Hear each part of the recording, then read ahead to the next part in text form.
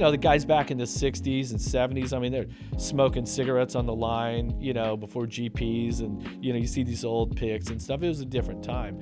And now what you have to do, you have to train and you have to be a professional athlete. That's how you succeed at this sport. Flawless. McGrath is not close enough to make a move on the final turn. It is Jeff Emig.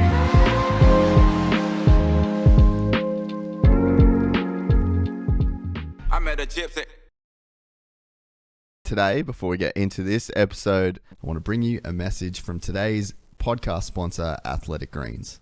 Athletic Greens is not only an all-in-one formula that helps me just cover all my nutritional bases, it's also the first healthy habit that I have that starts every single day.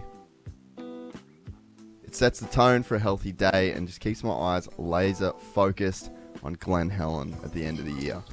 Definitely notice improvements to my skin and massive improvements to my overall gut health. AG1 is packed with 75 vitamins, minerals, and whole food sourced ingredients of the highest quality that are able to offer gut health support, mood support, can affect your energy each day, and contribute to overall healthier looking hair and skin. Go to athleticgreens.com/gypsytales if you want to get that free year supply of vitamin D and 5 free travel packs added to your first order. Thanks so much to the guys and girls at Athletic Greens.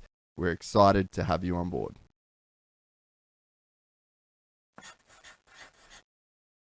That time that it takes to get back into bike shape, it really kind of sucks, I mean, on that side of it. But it's still, I mean, I really enjoy it. That's why I do it, How in shape did you get for Lorettas? Full on. Really? As good as I could be at that age, yeah. Oh, yeah, like, for sure. Like testosterone replacement, human growth hormone. No. That good a shape? I just stopped drinking for like 3 months, Just tried to get some sleep, rode my mountain bike a bunch, doing motos with, keep in mind, I've ridden a 150 for the last four years or so. And so, each step of the way, you're kind of making the bike better and getting a little more serious. But what sucks is, like yesterday, I went out to Fox Raceway and still kind of learning my bike and, like I said, out of shape. I mean, there's at least like 12 top pro guys that are out there, Anderson's blowing by me. Like every third lap, he's lapping me. Yeah. And you're like, so you really have to put the ego in check. You can't trick yourself into thinking that you should be something because 25 years ago you were. Yeah. But I mean, dude, I mean, it's been a long time. And so I feel like I do a really good job at that, though. I'm just really conscious of those guys because what always goes through my head on days like that is I don't want to make a mistake and accidentally clip one of these guys or mess up their lap times or, do something where they get hurt or something, it'd be the last thing that I'd want to do, I mean, I'm even super conscious of it. Like I know these guys are on the clock and they're pumping out their laps, somebody else can block their lap time, but it ain't going to be me, Yeah. So I personally think it's rad that you're still not just riding, but you're kind of out there, you're in super good shape. Like, I think that, you switch gears from being this aspirational 250 Supercross champ, like outdoors dude, like that's aspirational to a point. But then I think one of the, maybe one of like the key things you can do as you get a little bit older is just be a general ambassador for the sport because, I mean, dude, to be riding in your 50s, like that's what I want in my life, I remember, so some years ago, a whole group of us, had a big friend group, and Victor Sheldon, the jet ski champion, right? Yeah. He was turning 30, and we went to his birthday party, and I remember thinking, holy shit, he's 30. He's so damn old. Yeah. Right? And, once you get there, you realize, oh, no, this isn't, that's, whatever you thought then. But, I mean, to be fair, things, it really started to change for me when my eyesight started to go, and that was probably when I was 47, 48. And most guys say, oh, no, usually it's 40-42 is when it goes, but for me it was a little bit later. But surely when I ride, like, things just aren't as crisp and as they used to be. And that's maybe the most the most frustrating thing is really being able to, like, you just see every grain of sand, everything is just so in like 4K, and now I'm back to like standard definition where I'm kind of seeing some shaded areas. And that really is the thing, other than not being in great shape or getting a little arm pump or whatever. The eyesight thing, I think, is what really slows you down. Man, I've always, when you get to this age, I've always wondered, because I mean, obviously I wear glasses. Like if I'm not riding or doing jiu-jitsu, I'm wearing glasses. Like I can't see fucking anything, man. And I've always See, wondered, I wear readers. Like in the mornings, I'll get up, and if I'm on the phone laying in bed, I gotta have some readers on. Or if I go to a restaurant, the worst thing is you go to a restaurant, nice Italian restaurant, low light, start to have a little glass of wine. Once that wine hits, I can't see shit. I'm the guy with my phone out. I got the light going. Taking a picture and like zooming in on it. Yeah, exactly. Yeah, right.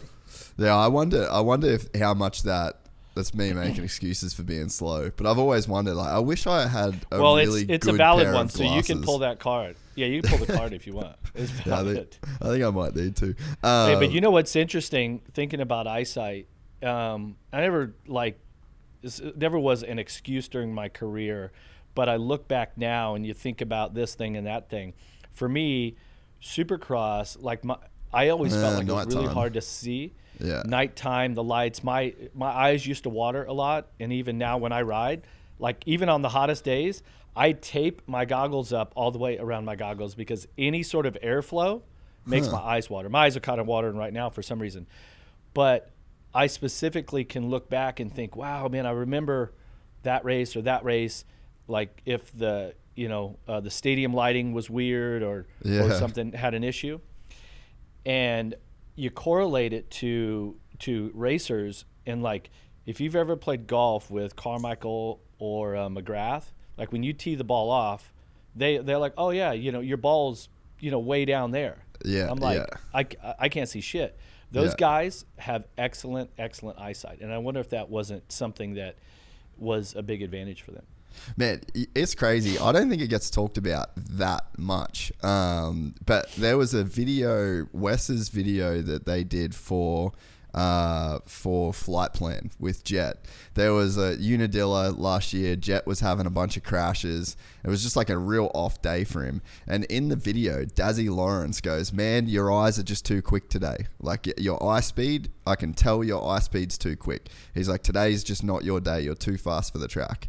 And that comment stuck really in my head. I mean, first of all, imagine knowing your kid that well that you can make a comment like that and just be so bang on. But then secondly, that eye speed, because I mean, dude, I've always thought that, like even like now in Dubai, there's this, I'm riding this massive sand track, and it's like a 6 minute lap as opposed to the really hard clay tracks that are there. That's all I got. Nah, there is one like kind of hard pack track, but I haven't fucked with it because I'd have to put a different tire on.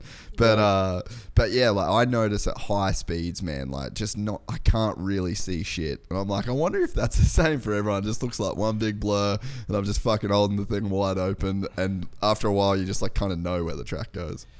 I'd seen this Instagram post yesterday, day before. I passed it around to my friend group. It was a story about Senna when he clips the wall and comes in, and he's like, no, the fucking wall moved. And you're like, really, dude? Come on. You might not have, you sure it wasn't you? And they go out, and he goes with his crew chief or whatever, and they walk the course, and they realize that one of the barriers had gotten tapped, and it was literally moved out like 5 millimeters. And he knew. And he's like, oh, see, the wall did move. And you're like, yeah, that's I think that all of the top athletes, drivers, I think that you get on this level of greatness, and you have this focus and vision and this ability to see the sport what you're doing, slow things down, and to be so precise that average rider, like in our sport, you can try to explain that to them, but they're like, they don't know that. Yeah. You know? Yeah. And, you know, people ask me all the time, like, with the top riders in the sport, and let's just use like James Stewart, for instance, because to me he's one of the most dynamic, explosive riders that I ever got to analyze. And it's like, well, how does a guy do that? And in my opinion of it, or analysis, is that in his mind, everything is going slow. It's just normal, yeah. That's all fine. And surely there's got to be a little bit of your DNA, like a little bit of how you're made that makes that possible. Also, you know, you probably can push that limit to slow things down in your head, you know. And you got to think with like Major League Baseball players, you know, I have friends that are top players and all this. It's like, dude, how long is it from the point that a 100-mile-an-hour pitch leaves the pitcher's hand, and it's at like 110 when it leaves the hand, and the ball actually slows down to when it goes past you. But then you have to – I remember Troy Gloss, buddy of mine, World Series MVP for the Angels, he says, he goes, basically by the time the ball comes out of the pitcher's hand, you got to know what you're doing. Yeah. It's like – so how do you slow that down? And they're like, for them, you know, you take guys like Gary Sheffield, Mark McGuire – they were late swingers. So they would wait and then have this massively explosive, fast twitch on the ball. So they had the ability to wait that, you know, quarter of a second that gives them that extra advantage, you know. That's probably why, like, the certain type of steroids help those guys because for sure. Their quickness and power, you know, would all attribute to that. But for sure, their ability to just have everything be in slow motion, like in some movie, you know, The Matrix or something. Yeah. You know? Well, it's there's 4 muscles in your eye that are basically compensating for every bit of movement. Like, because so when we walk, like, we see things pretty level, you know, like our head's constantly moving. So you've basically got these I'm pretty sure it's 4 muscles in each eye.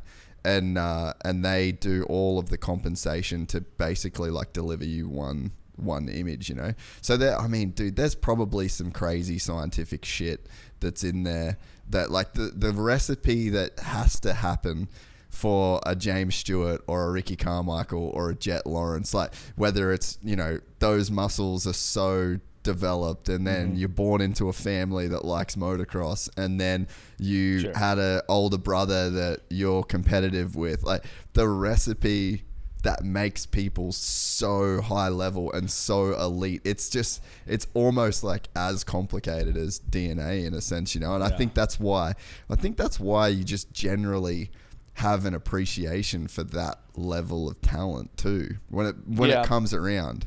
Well, you know, you take cyclists, you know, certain cyclists, the best guys are genetically born with advantages. In a sense. Yeah.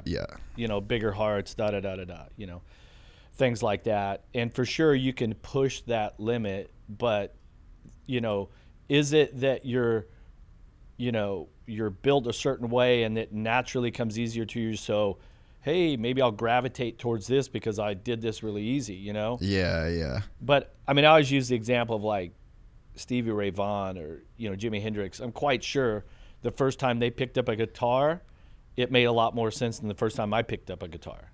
Yeah. Like, they just picked it up and, like, oh, this all just kind of makes sense. And so for certain, you know, athletes, like in our sport, you get on a motorcycle and you're like, oh, this all just sort of makes sense to me. And there's other riders that we can train and coach, you know, hours and hours and hours. They can get their 10,000 hours in and still be a B-level rider. Yeah. Because it's just not, you know. So I think at age 52, I know that there are a lot of factors that come into play of why we do what we do and how we become good at what we do.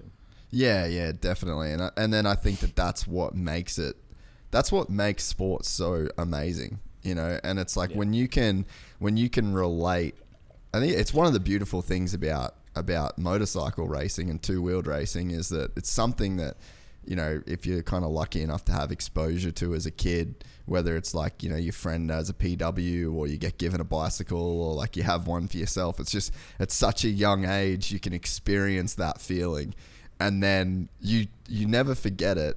And when you see Casey Stoner at Phillip Island, or, you know, you see like James Stewart at Budds Creek or Jet Lawrence at Anaheim, like it's so inspirational because you can relate in the smallest possible way. Yeah, it's been and it's interesting to think, you know, every now and then I reflect back on my own racing career, and as I you know, do my job with, you know, being the analyst on TV, and you're kind of taking your own experience and trying to relate it to what this athlete's doing.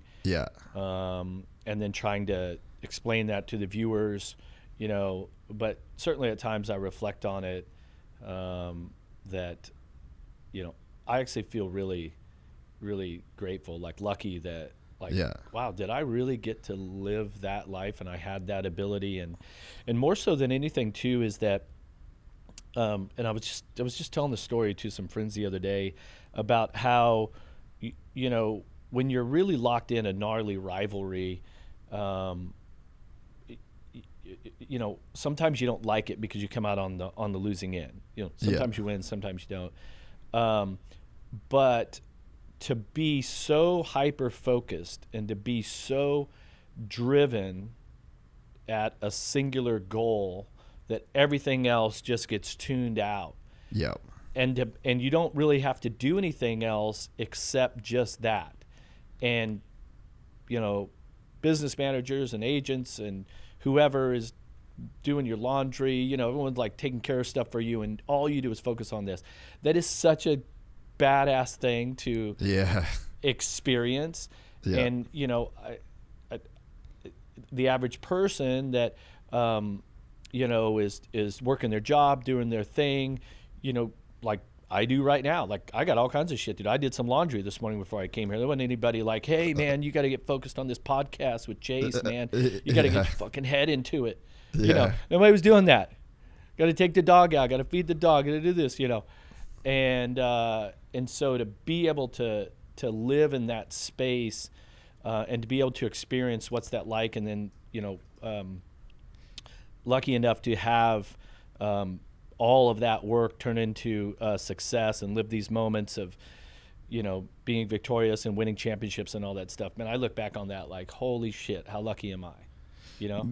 Yeah, man. Yeah, it must be pretty incredible. Like, first of all, before even that, is like, did you have the awareness of how special it was when you were in the moment, though? Or is it only in hindsight?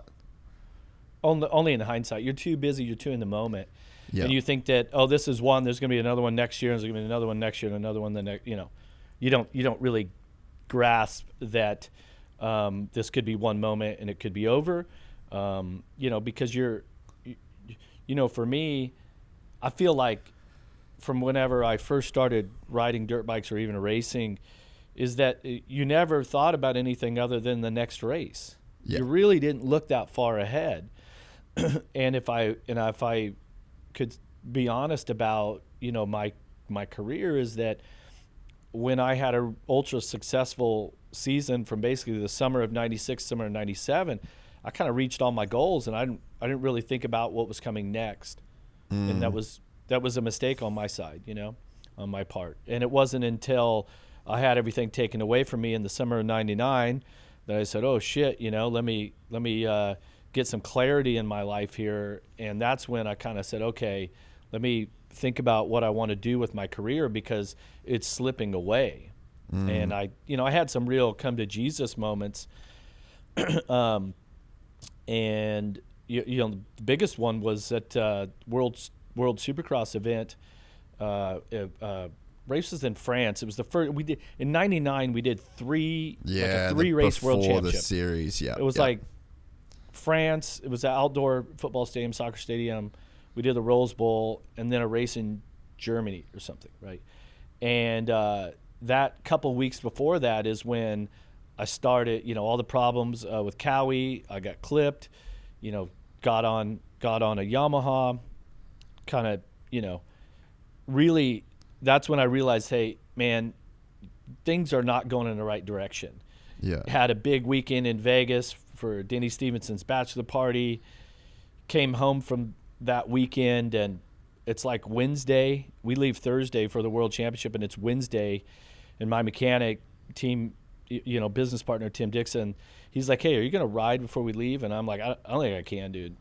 Like, I don't think I should be on a motorcycle today. And it's like, wow, that's really not the right training program. That's not the right place to be in. Yeah. And that weekend we go to that race, stacked race. A ton of good guys from all over the world were there. And I got third that night. And I remember being on the podium. It was like outdoors, and it had rained. So sort of the area where the stands were covered, but the center of the soccer pitch was open. The track was built around the soccer pitch. And I remember being on the podium, and like all the media's there and photos, and hold I think I kept it's kind of like a silver plate was the trophy for third. And I'm like, this is the best damn third anybody's ever got. The fact that I got third tonight, this is like, I cannot believe that I'm on the podium here tonight. And what's crazy is at that moment, I really enjoyed the moment. I enjoyed the race. And you had to walk like kind of catty corner across the stadium to get to where the pits were. So I'm walking across the grass on the football pitch, and I'm literally in the middle of the stadium. And imagine like some movie scene where the rain's coming down and the lights coming through the rain. Yeah, and I literally at that point, I'm getting goosebumps thinking about this right now, but at that point is when I literally like surrendered, like, fuck, God, like, help me make some better decisions. Like, what am I doing with my life? Because career and life for us really are not, there's no real separation to it. Yeah. And at that point was but your life's a lot longer than your career though, right? Yeah. And that's where it kind of gets but fucked at the up. moment, at that time, you don't think that there's any difference. But, and it was like, man, I need some clarity in life. I got to make some changes. This is what I'm supposed to be doing, not what I've been doing for the last year, Yeah. And so I really just got my shit together and built my own team and all that stuff. Won the U.S. Open, had some good races, and really sort of turned things around right before it was all over. No one really, I mean, especially in the 90s, dude. Like, the 90s was the craziest time maybe ever for motocross and supercross. And then you're a kid from Kansas that dude, it's what the 60s were to rock and roll. Yeah. The No, 90s I were get to it. motocross. I get it. Was, and you had you guys doing your thing, and I'm sure that the whole crusty militia, like the success that was having, was kind of making you guys look over the fence and be like, well, fuck, I guess this is what a motorcycle is in 1997 or whatever. And dude, I lived in California, like, these fucking chicks in Canyon Lake and just pussy everywhere. Like, it's easy to make things happen. Like, I mean, I get it. It's just no one really, I guess there's no one that teaches you what to do in that moment. There's no one teaches you how to deal with the ego and the fame. And then there's also like an incentive problem for the people that are around you too, because like they're on the ride, man. Like, it's fucking fun. It was great. I mean, I always had like 2 or 3 roommates, all dear friends to this day and all that. But I enjoyed that. Those are the choices I made, and I live with them. But the worst thing was that, for me, like, whenever I really tried to get serious about it, like when I was younger, like, I got all balled up. Yeah. And so for me, I kind of had to just burn the candle at both ends. And that's, probably why my career was just so ups and downs. It was filled with these low lows and these high highs. And I really thrived on the emotion of all that. If I was coaching somebody to do this today, I wouldn't want them to go through that. Mm-hmm. That's just how my life was. you try to make the best decisions all this, but this is it. Here's your life. Dude, I mean, I guess I can relate in a certain sense in that, like, I've had to look at myself and my life a few times and just be like, what the fuck do you love chaos for, bro? Like, there's just, I don't know, I feel comfortable when things are gnarly, like, even, whether it's, partying, whether it's like the traveling that I do, I never make any plans. I never, like, I'm like purposefully unorganized and like shit's chaotic, and I just feel okay. Like, even jiu-jitsu, like, I just love going and fighting dudes every single day. Like, it's just for whatever that's reason. where you and I differ. But there's some sort of, I don't know, like, comfort in chaos, and I try to think about it more and more these days because I'm getting a bit older and I feel like I'm getting a little bit more sensible. A little older. How old are you? 34. 30, 35? Yeah, just almost 35. So old, man. It's almost over. Yeah, see, dude, 30, it's done. But, like, I do wonder, I'm like, what is it about chaotic shit that kind of makes you feel comfortable? And I wonder whether there's part of it, whether it's like, makes it okay to fail if the deck's so stacked against you, in a sense. Because it's like, yeah, well, fuck, of course, man. Like, I didn't have this, I didn't have that. Like, look at the shit that I was doing. Like, yeah, it makes sense. I don't know whether that's like maybe a part of it too, because it's like, if everything went perfect and you fucked up and failed, then what? Yeah, you're getting deep now. We're gonna need a specialist in here for that to analyze that.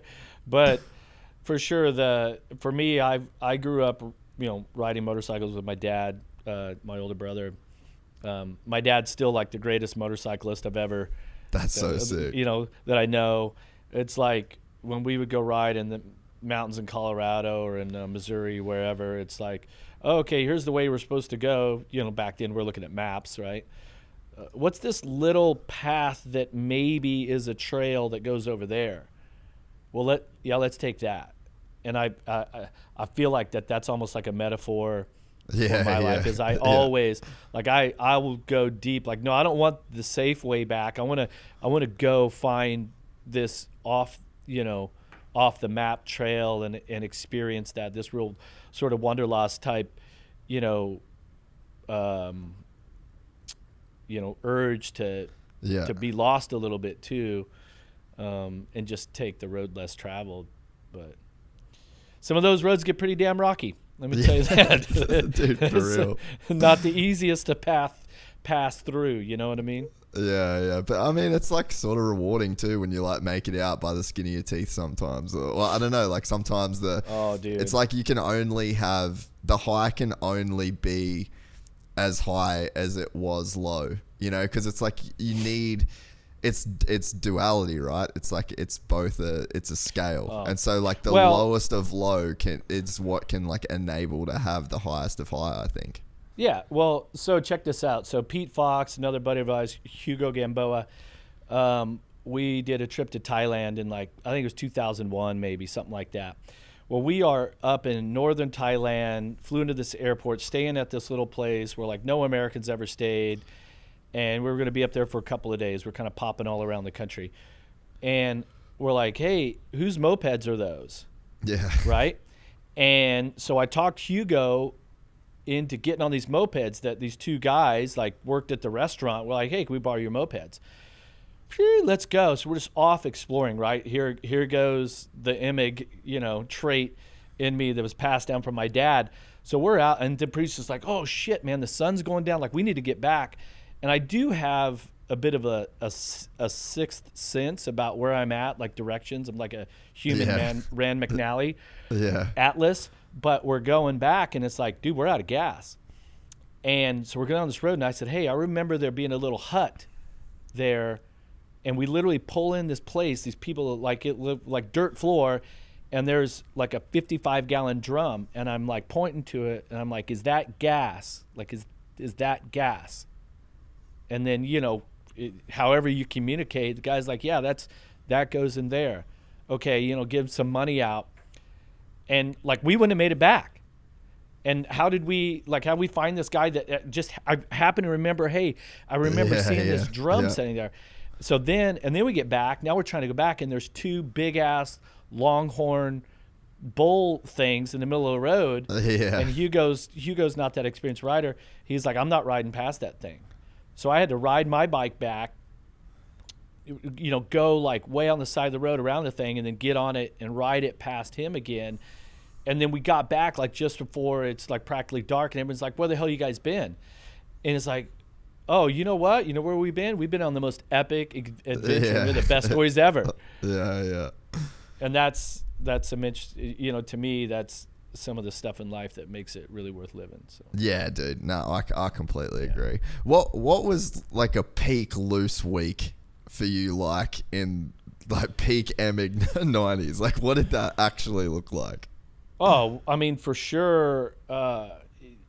Go watch Crusty Demons of Dirt, the second edition. I've seen it. There's a Lake Havasu edition where they all came down to Lake Havasu. I had a ski boat so we could wakeboard, and then I bought this old piece of shit pontoon boat, like a 30 by 10 lower deck, 20 by 10 upper deck, is the one with the water slide in it. Yeah. So I built that out, spent thousands of dollars building this thing out, huge stereo, the whole thing. And that we had a weekend off or 2 weekends off after Supercross or somewhere at the beginning of summer. And I mean, that was just, it was on. Like I think we were down there for probably 5 days. And yeah, that was a big weekend.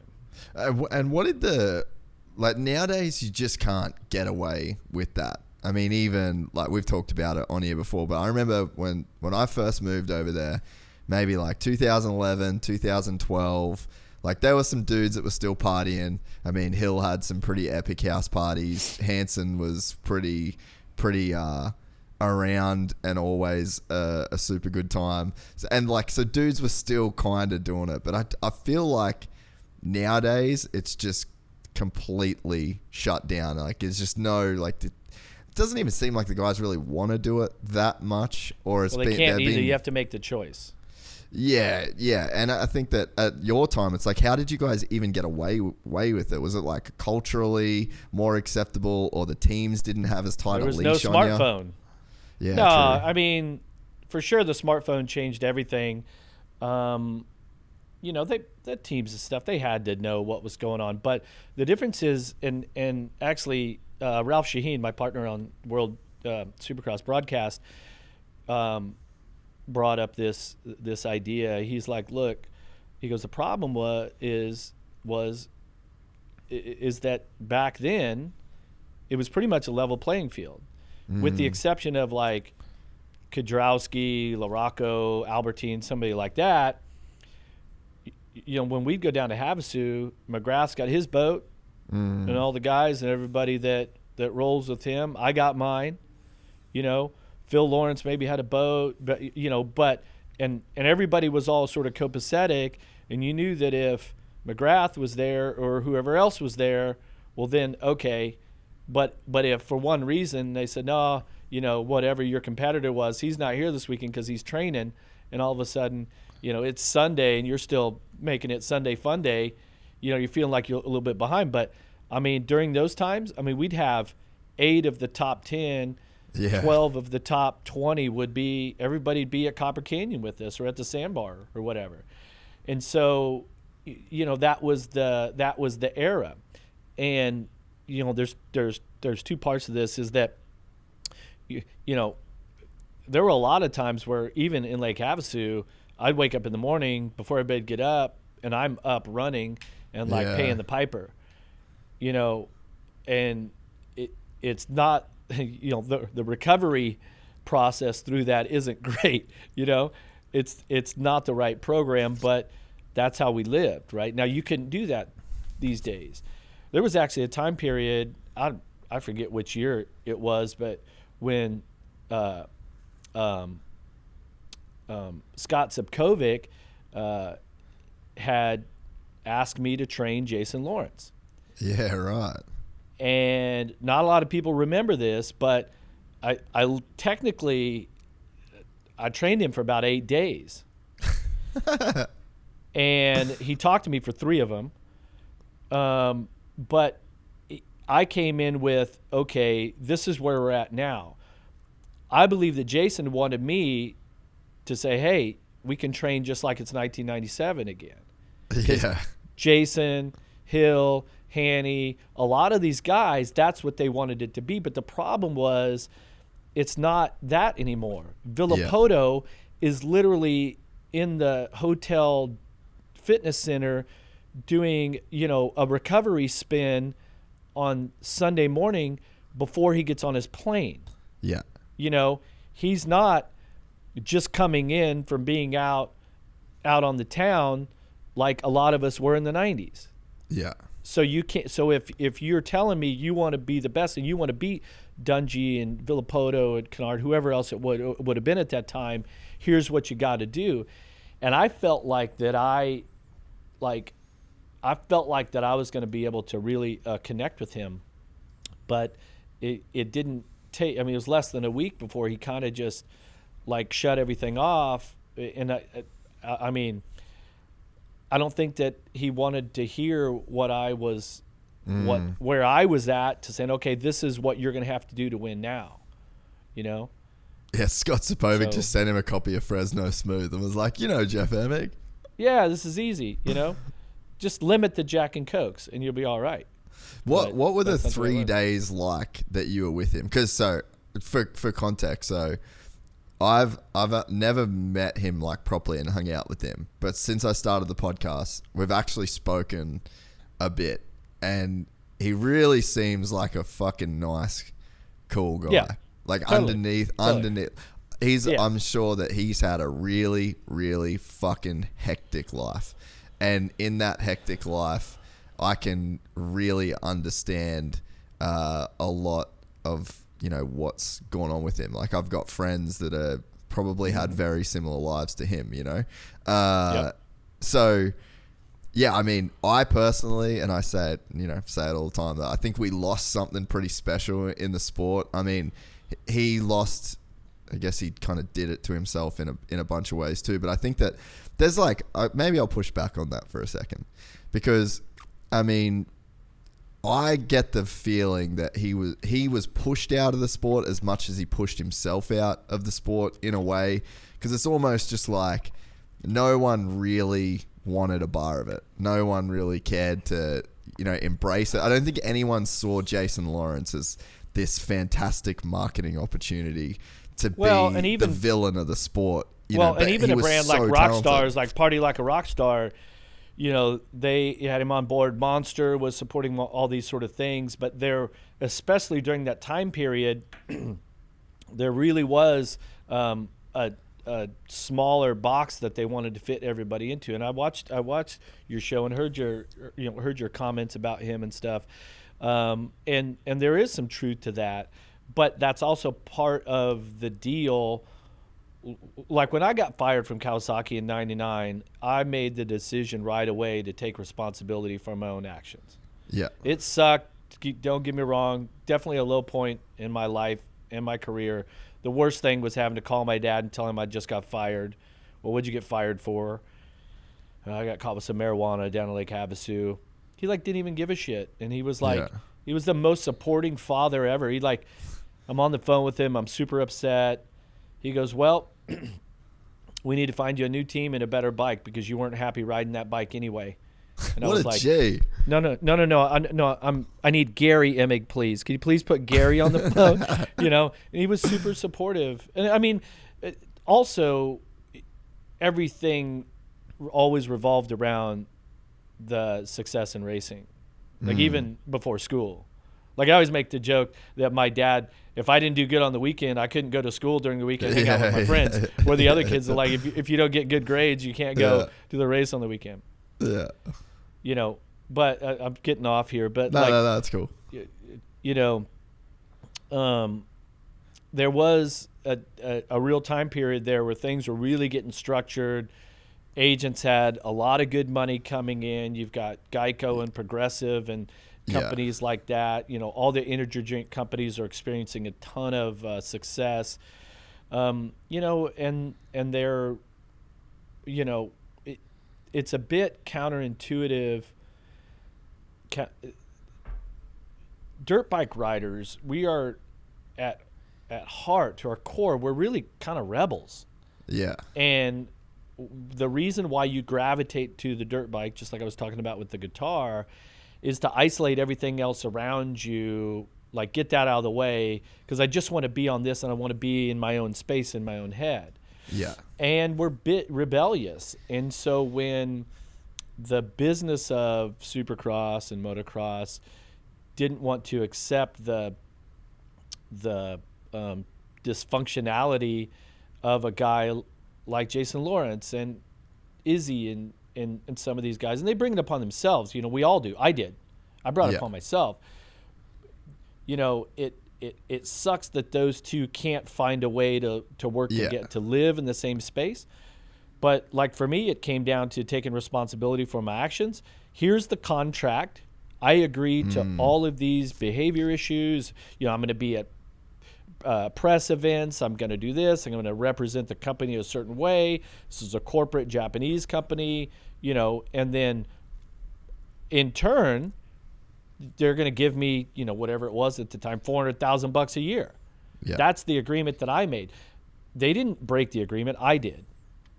And so with these other athletes is we're agreeing to all of this, and you're going to pay us a bunch of money, and you're going to support our racing with all of this, you know, equipment and everything, and that's that's the terms of the agreement. Yeah. And then you break those, and then you have an issue. But then, you know, also, you know, with a lot of these athletes that came through the 2000s and early teens, you know, is they really wanted to be able to have it both ways. And right now, the level of commitment that the athletes have to have, I mean, you know, watch Supercross right now. Is any of these guys out till 4 a.m. after the race in the smash? Like, no, you can't do that. You ain't running with Tomac and Webb and Sexton and everybody. I could barely pull off this podcast without fucking 8 hours of sleep a night. So yeah. So it's a different generation, a different era. I mean, you know, the guys back in the 60s and 70s, I mean, they're smoking cigarettes on the line, you know, before GPs, and, you know, you see these old pics and stuff. It was a different time. And now what you have to do, you have to train and you have to be a professional athlete. That's how you succeed at this sport. In the 90s, you could have a little bit of rock star, a little bit of pro athlete. You know, you could mix the two, but not in 2023. Yeah, no, I mean, I feel you. So when you got caught in Havasu with, like, so that was by the cops, or like, so it wasn't like the team found out or something like that. What was, because that's what's fucking crazy to me right now, is like California is the most, it's like a stone. Well, it was state, Arizona actually, so it was on the Arizona side. California, okay. California, it would have been like no big deal, like, hey, that's what I wanted. But Arizona is zero tolerance. Yes. And I mean, you know, not that it makes a difference, but it's like, you know, you get caught with a tiny little bag of weed that's like about as big as the end of your thumb. And, you know, that was 1999, where the internet had just really become a thing. Yeah. And so public records and all this, someone along the line saw the public arrest records and all this sort of stuff, and then it didn't take but a couple days for it to sort of circulate. Fuck, man, that's so hectic. I mean, like, I guess we'll preface this by saying there's a bunch of people that are in jail right now for that, and in states that are legal. So I mean, like, obviously, it's not the worst case scenario, but like, it's, you know, it's pretty fucked up. Well, to me, it doesn't come back to whether it was legal or not. You know, legalized in multiple states and accepted everywhere now. It comes down to the contract, and that I agreed to certain terms. Some years ago, when Dave Despain had the Dave Despain show on MAV TV, I did his show, and he came straight out of the box with, hey, you know, you had this deal happen in 99. You know, now here in the state of California, even, this is a substance that's legal. It's pretty accepted. It's really no big deal. You know, at the time it wasn't. And I appreciated that he sort of prefaced that and sort of brought it forward, where it's like, you know, it's not like I was in 99, I was off in some hotel room, in the corner, like Pookie. It's like, Hey, some people would argue that it's less harmful than alcohol and all that, so I don't want to get into any of that. I'll have you know that science would argue that it's less harmful than both. Hey, massive proponent here. So to each their own. I have no judgment either way. People do whatever you want to do. But for me, when all that went down and it really forced me to take a look at my career and where I was going, and so at least for the last sort of 3 months that I rode and raced as a professional, I feel like I really was in the best place of my entire career. Yeah. Well, I mean, and that's like, we kind of said it before, like obviously, yeah, like your career and life are one in the same for the whole time, really. I mean, even for me, like my career and my life, I try and keep it as like separate as possible, but you can't. Like, it's all you think about. It's like, there's a goal that you have, or like a process that you're committed to, and it's sort of all consuming. But there, like you said, that's a beautiful thing as well. But like at a point it does end, especially in like the motocross side of things. It's like your career ends, and it's almost like, okay, so what lessons can you take out of this that just like lead you into the next 50 years that you've got to just be a good human? Yeah. Well, you try every day, but sometimes you fail, Yeah. So we started talking about Lorettas because you did it again at way back when. That's where we started. And how was that experience for you? Because I'm going to be suiting up at World Vets this year. Obviously, it's a bit different for me going to World Vets as to you going to Lorettas. But as an unfit and underprepared person, it's become a bit of like a North Star for me a little bit for the year, So like, was it kind of one of those deals for you where you were like, oh man, I'm going to do this and I'm going to train and I'm going to like take it for what it is? And what did it end up being what you wanted it to be? Yeah. And it kind of gets you into that mindset of being a racer again and doing a lot of the similar things. And you really,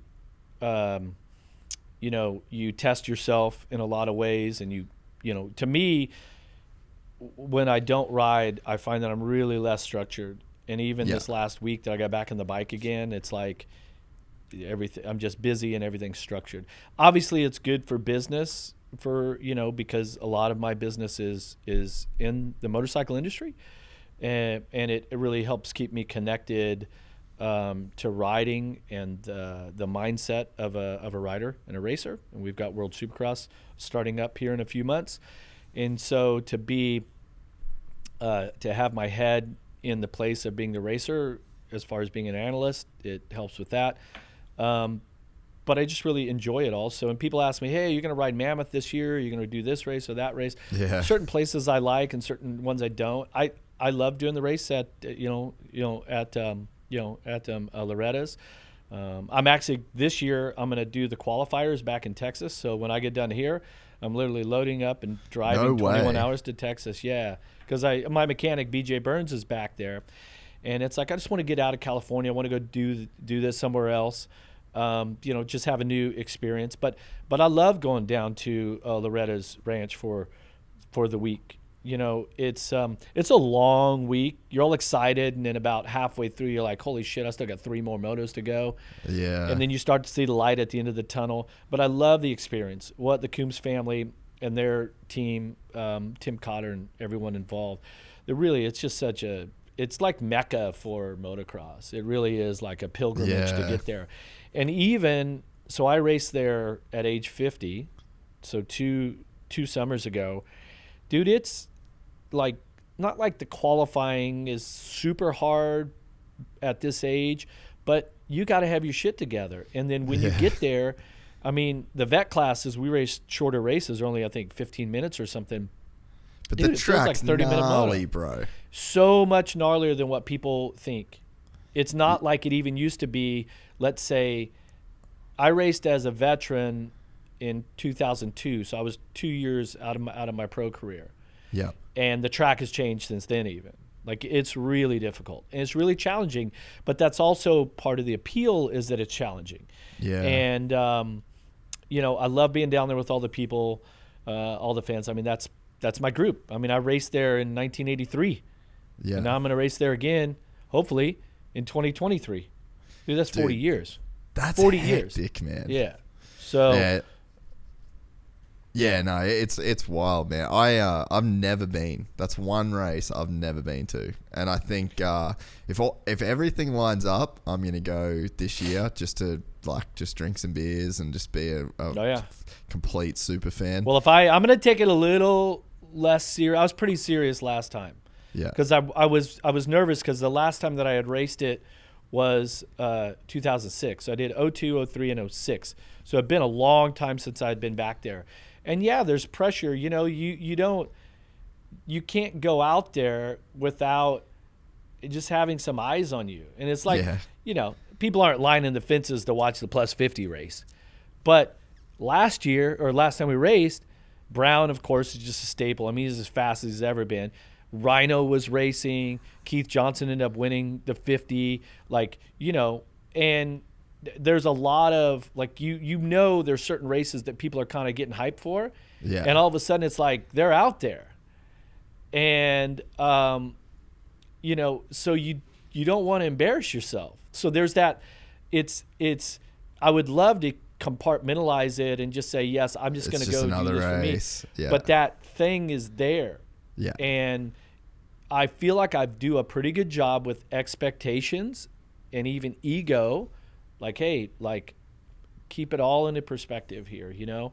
But it's still something that mentally you have to get through. But then the people there, the fans and stuff, are so awesome. And, you know, you roll up on your golf cart to watch, you know, maybe you want to watch the younger women's, hey, there's some girl that's ripping, she's 12 years old, and you're pulled up next to another people on a golf cart, and the little kid's sitting there, and he's got a snow cone running all down him, and the parents are like, holy shit, you're Jeff Emig. Dude, what do you know, you're like, well, I'm here. I'm with you. This is us. Man. Yeah. You're down at the creek or whatever, and, you know, in line up on top of Stagecoach to get an ice cream cone in the afternoon, and because it's hot, and, you know, all these friends are there that now their kids are racing, you know. So yeah, I don't know. I guess we'll see if I'm there a few months from now. That'd be great. When I did it at 50 and I did the documentary with Verb and all that, which was really cool, by the way. Thanks. I appreciate it. And it's like, well, are you going to do it again? And I'm like, I don't know. I guess we'll see, you know? And so you always wonder, like, well, when's the last one going to be? And last year I had no interest at all in racing, you know? And now this year, just, you know, a month or so ago, it's like, hey, I think I want to do this again. Dude, it's cool, man. And, like, you never know when the last time you're going to do anything is. And I think that if you can keep that in the forefront of your mind, just in day-to-day life, then you're going to live like a pretty dope life. You know, like at some point, it's like the last time you ever pick up your daughter. Like she's just going to be too big one day to just like pick up and carry her around, mine's 19. Know? Yeah, she's like, Dad, don't. Yeah, it's like, you know, the ship sails on some stuff that if you go, like, you kind of wish you could go back and do. And Lorettas just has to be one of those things. Yeah. I think, though, being a father, I've done a really good job of looking forward to tomorrow. Yeah. And I'm kind of generalizing this, but I would say that most moms want yesterday. Yeah. And most dads want tomorrow. Like I remember when my daughter Presley was born, and the first time that, you know, they swaddle the baby up and you're holding her for the first time and walking her out to see the family members and taking her into the other room. It's like I remember thinking, wow, I can't wait to see who you become. Like who are you going to be when you're an adult? Yeah. She's challenging that right now because she's amazing and crazy and frustrating and beautiful all in one. And you're like, okay, well, this is who you are, you know. And she's super creative, singer, guitarist, acting, all of that sort of stuff. And it's really fulfilling. Then my son, Jagger, he's probably 1.5 inches, 2 inches taller than me. Wow. Wants to follow soccer, football as a path right now, and just an amazing athlete. And there are times where it's super difficult, and then there's other times where it's just really a blessing. So. Yeah, man. Yeah. No, it must be cool. So what do you think that the women want yesterday? It's just a nostalgia thing. Yeah. I don't know, because they want to...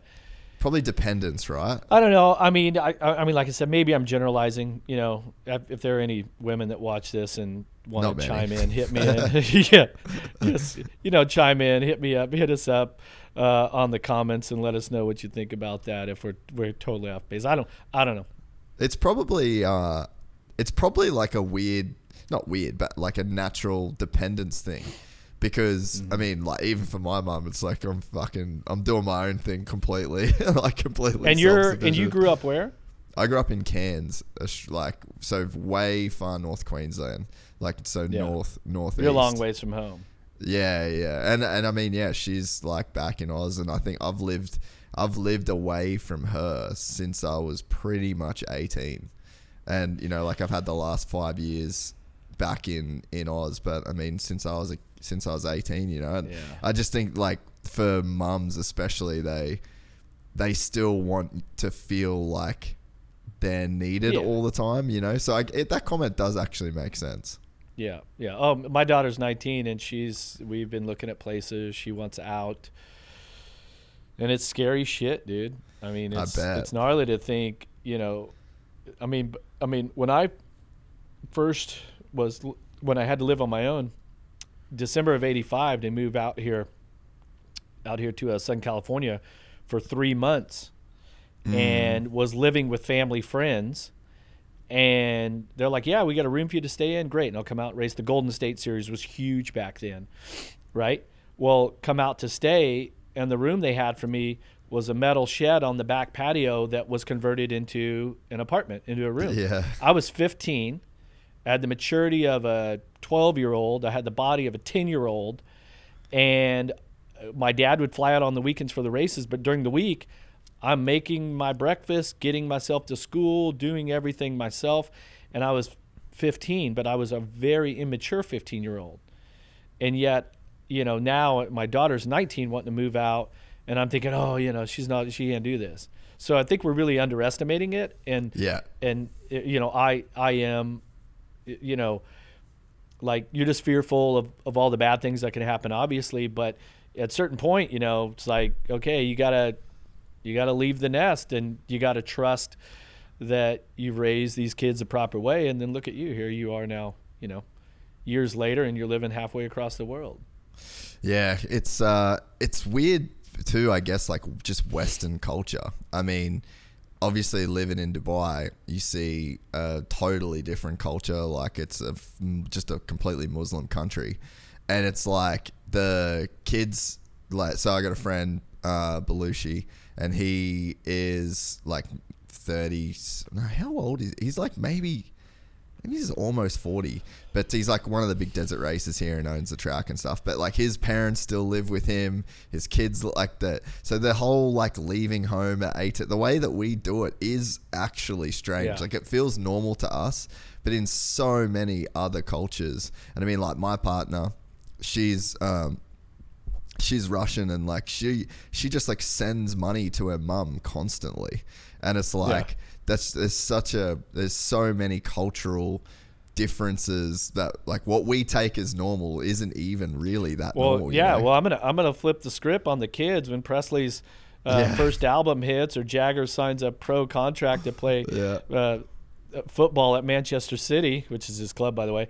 I'm gonna flip the switch. I'm gonna hey, that Apple Pay is gonna be going the other direction.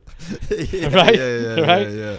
Oh, dude, that's so funny. Yeah, I mean, it's a trip. Like, I mean, obviously we think it's pretty standard. Like you leave home. My parents, I think my mum left home at 15 completely. Like not for racing, not for nothing. Like she just dipped out. So it's like it is weird how we live our lives in comparison to some of the rest of the world. Hey, and thinking about it, it's like if they're still here at 29, now you got an issue. And from what I gather is that most of this generation that my daughter and my son would be, maybe a little bit older than my daughter even, they don't want to move out.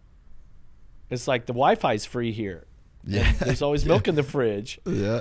You know, so maybe I should be really thankful that she's independent and wants to do her thing. Well, I think that's probably the biggest thing. Like, if someone's got the confidence at 19 to, like, think that they can take on the world, like, fuck, man, they probably do. You know? Yeah. Like That was me. Don't try to harness that, for sure. But, I mean, at the same token, too, like, when I left the US, I pretty much, like, just left with nothing. And I had a couple cameras, some microphones. Like, that's literally why I started the podcast. Then I went back to my parents' house, and maybe I was like 29 or something like that. And it was like the most 20. Yeah, I would have been like 29. It was the fucking lowest moment of my life. Felt like the biggest fucking loser. Like, like you're back. Like, hey, I need to come back. No, I got sent back. Like, I didn't even have a fucking choice in the matter, you know? Like, here I was thinking I was the man still. And then it was just like, in one day, I'm just like, well, you fucking live here now. Like, borrowing a car. Like, just literally 0 to 0, man.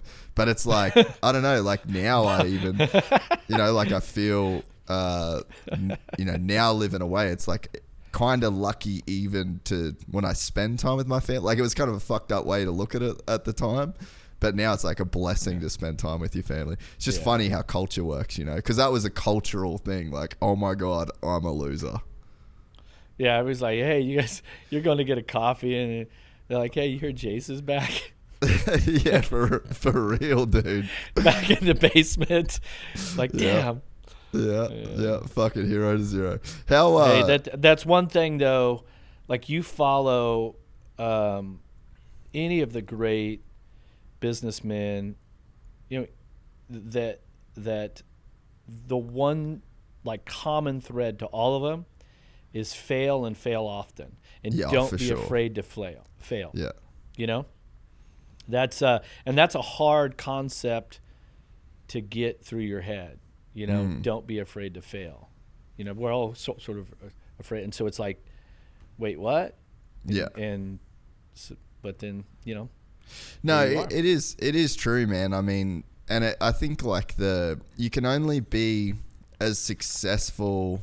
It's like the highs and lows things, right? It's like you can only kind of be as successful as you're prepared to fail, in a sense. You know, like you take small risks, you get small rewards. And I think like not giving a fuck. Like, I mean, obviously you care about what people think or what people could say, but it's like not enough to sort of like stop you doing it, you know? And I think that it would have probably been the same with you. I mean, at one point in your career, it's like you've literally got a speech impediment, and then the next minute you're the announcer for Supercross, you know? It's like, I'm sure there's moments there where you're thinking that could be a fucking failure.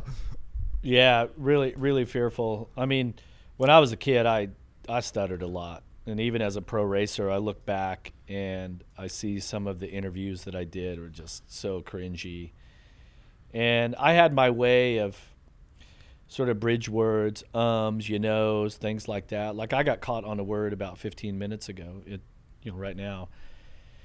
And these days, I maybe have I'm a lot more conscious of the mechanics that it takes for me to speak properly. Yeah. And I'm really thankful that Arthur Joseph, who has been my vocal coach and my sort of guru, my leader that way, really helped me acknowledge that. But, you know, I often wonder if not being able to get out what I wanted to say then manifests itself once I earned a certain level of success racing and confidence, arrogance, ego, all these sort of things. So, okay, now I do have something to say, and then given the platform for it. Like, because I always I envied guys like Rick Johnson or Bob just Hanna. So smooth with it. Oh, dude, they come in the room for the press conference or something, and they're just owning it. Yeah. And I'm like afraid that I'm going to get asked a question and I'm not even going to be able to speak. And then that would have been somewhere along the line that changed. And I mean, you know, looking back on some of the stuff during the 90s, just, some interviews I gave and stuff, was just such a prick, like such an asshole. Like, who is that guy?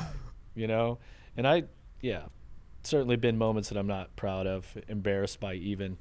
But I was always driven to be on the broadcast, and certainly fearful as hell, like scared as can be. I mean, I remember when was thinking about the Supercross position with the broadcast at the end of 05, going into 06.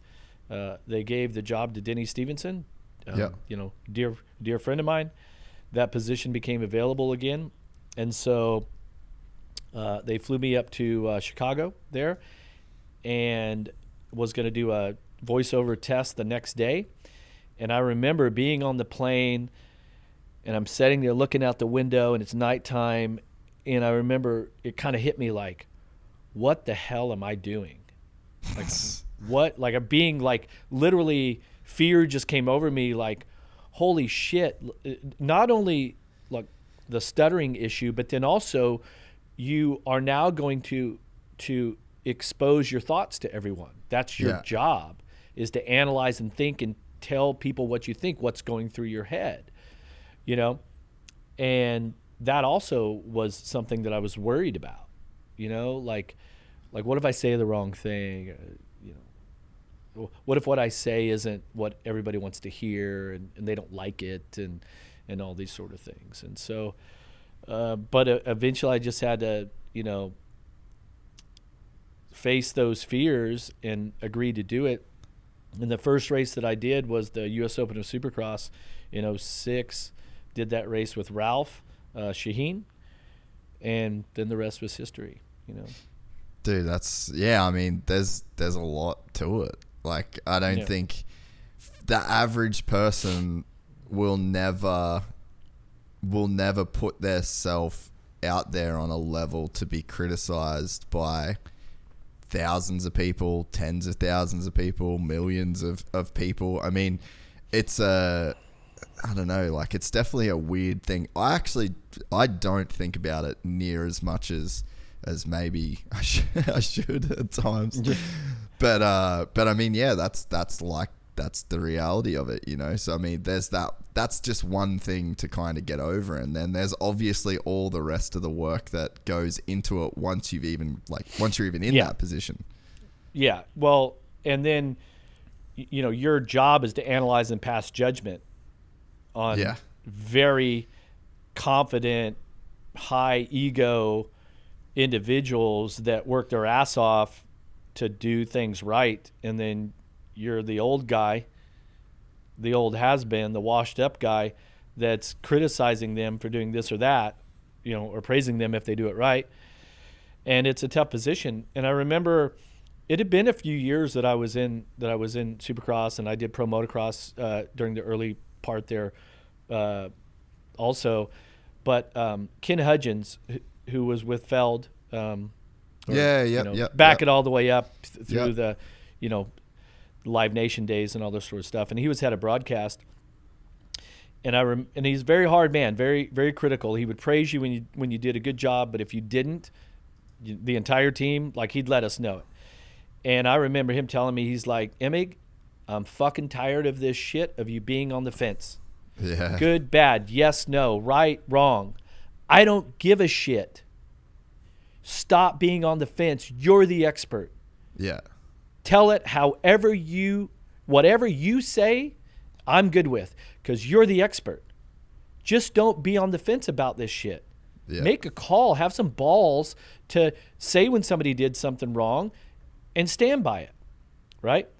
And it was like, okay, big moment. Now you really got to, and some of these guys are my friends at the time.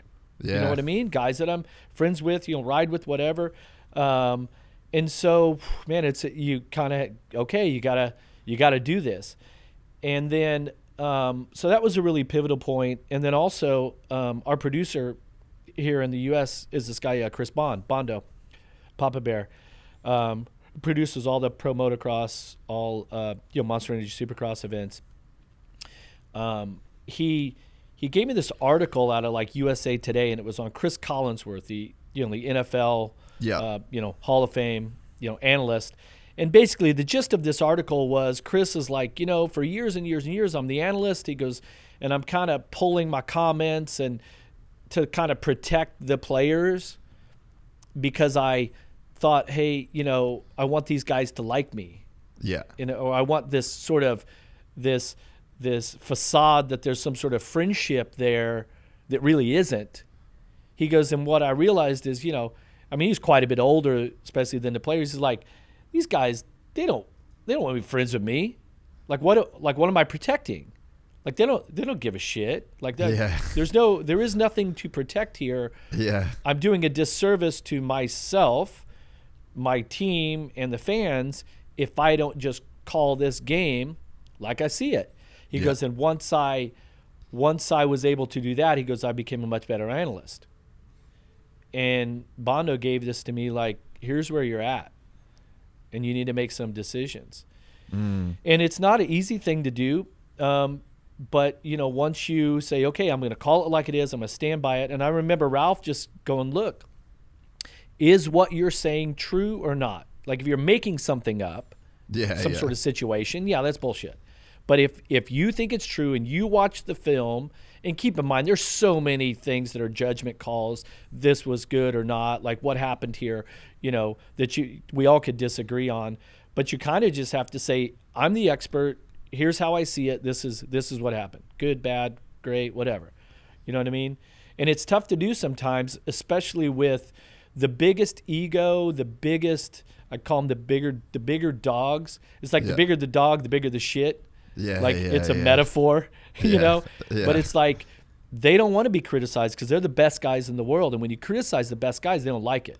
Yeah. I've had run-ins with a lot of the top guys. Some guys, they didn't want to talk to me anymore. Okay, well, I got to do my job. You do yours. Dude, that it must be because there's like a friendship there. You want to be liked. Yeah.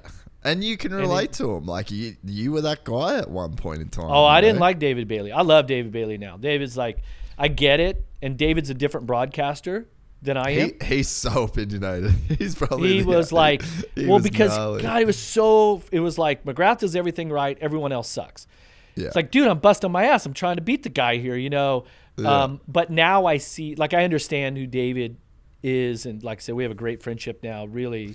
He's kind of the same off the mic though.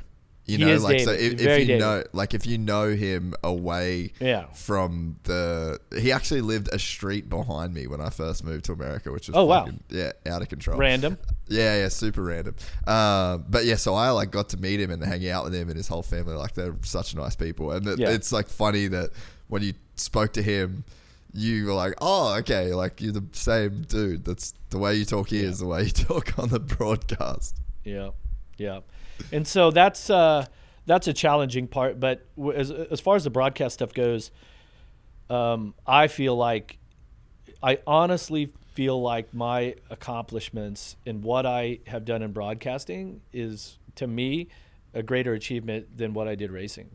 The fact that I do what I do with World Supercross now and my career is extended again in that way, and the contributions that I get to give and be a part of with the broadcasting, to me is probably a better accomplishment than the racing. What about it is better in that respect? Well, I guess nobody knows except for me what it's like to live a life where you stutter and speech impediment and these sort of things, and you know the hundreds, if not thousands, of moments that are just uncomfortable and things like that. And then to be a part of, keep in mind the broadcast is a team effort. It's not like it's just me out there talking. I'm not trying to say that at all. But singularly for me, how I feel about being in this, position and getting to be the voice of the sport, voice of the riders and the teams, and deliver that. It's just really fulfilling for me. Probably a sense of responsibility also. That's probably an important factor. Yeah, I mean, it's such a pivotal role to play in the sport too, because I mean, it's definitely what I any responsibility that I feel with the position that I'm in is about the narrative. You know, it's like you get like one of the things that I love the most about doing what I do, and I wouldn't say that it's just motocross and supercross. Like, I obviously interview a ton of different people, but that's my biggest passion. That's my biggest love in life, is like this sport and the culture and the community. And I just really believe that if you can have a positive influence on the narrative, and if you can have, I guess, like, impact the conversation and make people, you know, like a Cooper Webb podcast is the perfect example. Like, the amount of messages I got from people that said, "Fuck, dude, I'm pretty pissed off that you made me a Cooper Webb fan." Like, that comment I got so many times for like and then you did your job. Then you gave the people that ability to you opened that, crack that shell to where people got to know, you know, through watching the show, get to know Cooper on, you know, in a way that maybe they didn't before. You know, that's what's crazy about with the 90s when Freeman and Dana and everybody, Damien and everybody came out to film us riding dirt bikes. Then they came to my house in Woodcrest. We were riding Z50s and barbecuing, drinking beers one night. They came and filmed it. That started a whole Z50 revolution. Yeah. And then all of a sudden, you know, Fox is doing the Terra Firma series, Moto Triple X, Full Power Trip, you know, on and on and on. Is that people then, you know, what you saw in the racing, you got to see, okay, what's it like during the week for these guys? What do they do normally? What's this industry like? And what's crazy right now is with social media is there's so much content that it's like I remember some years ago, 5 years ago, going, man, there's so much content on these athletes, but I don't feel like I know them any better. Yeah. And the podcast shows like this, and you do a fantastic job, is you crack the seal on that, and athletes, I believe, feel, you know, comfortable enough with you to you know, lower their guard and be the real person, which is a lot different than a produced, you know, Instagram video of them ripping laps at the test track. You know what I mean? Do you really get, like, you don't really know the person there. You don't get that. And so this format, you know, is very comfortable, and it's easy to talk this way. And so I think that's why it's been so successful.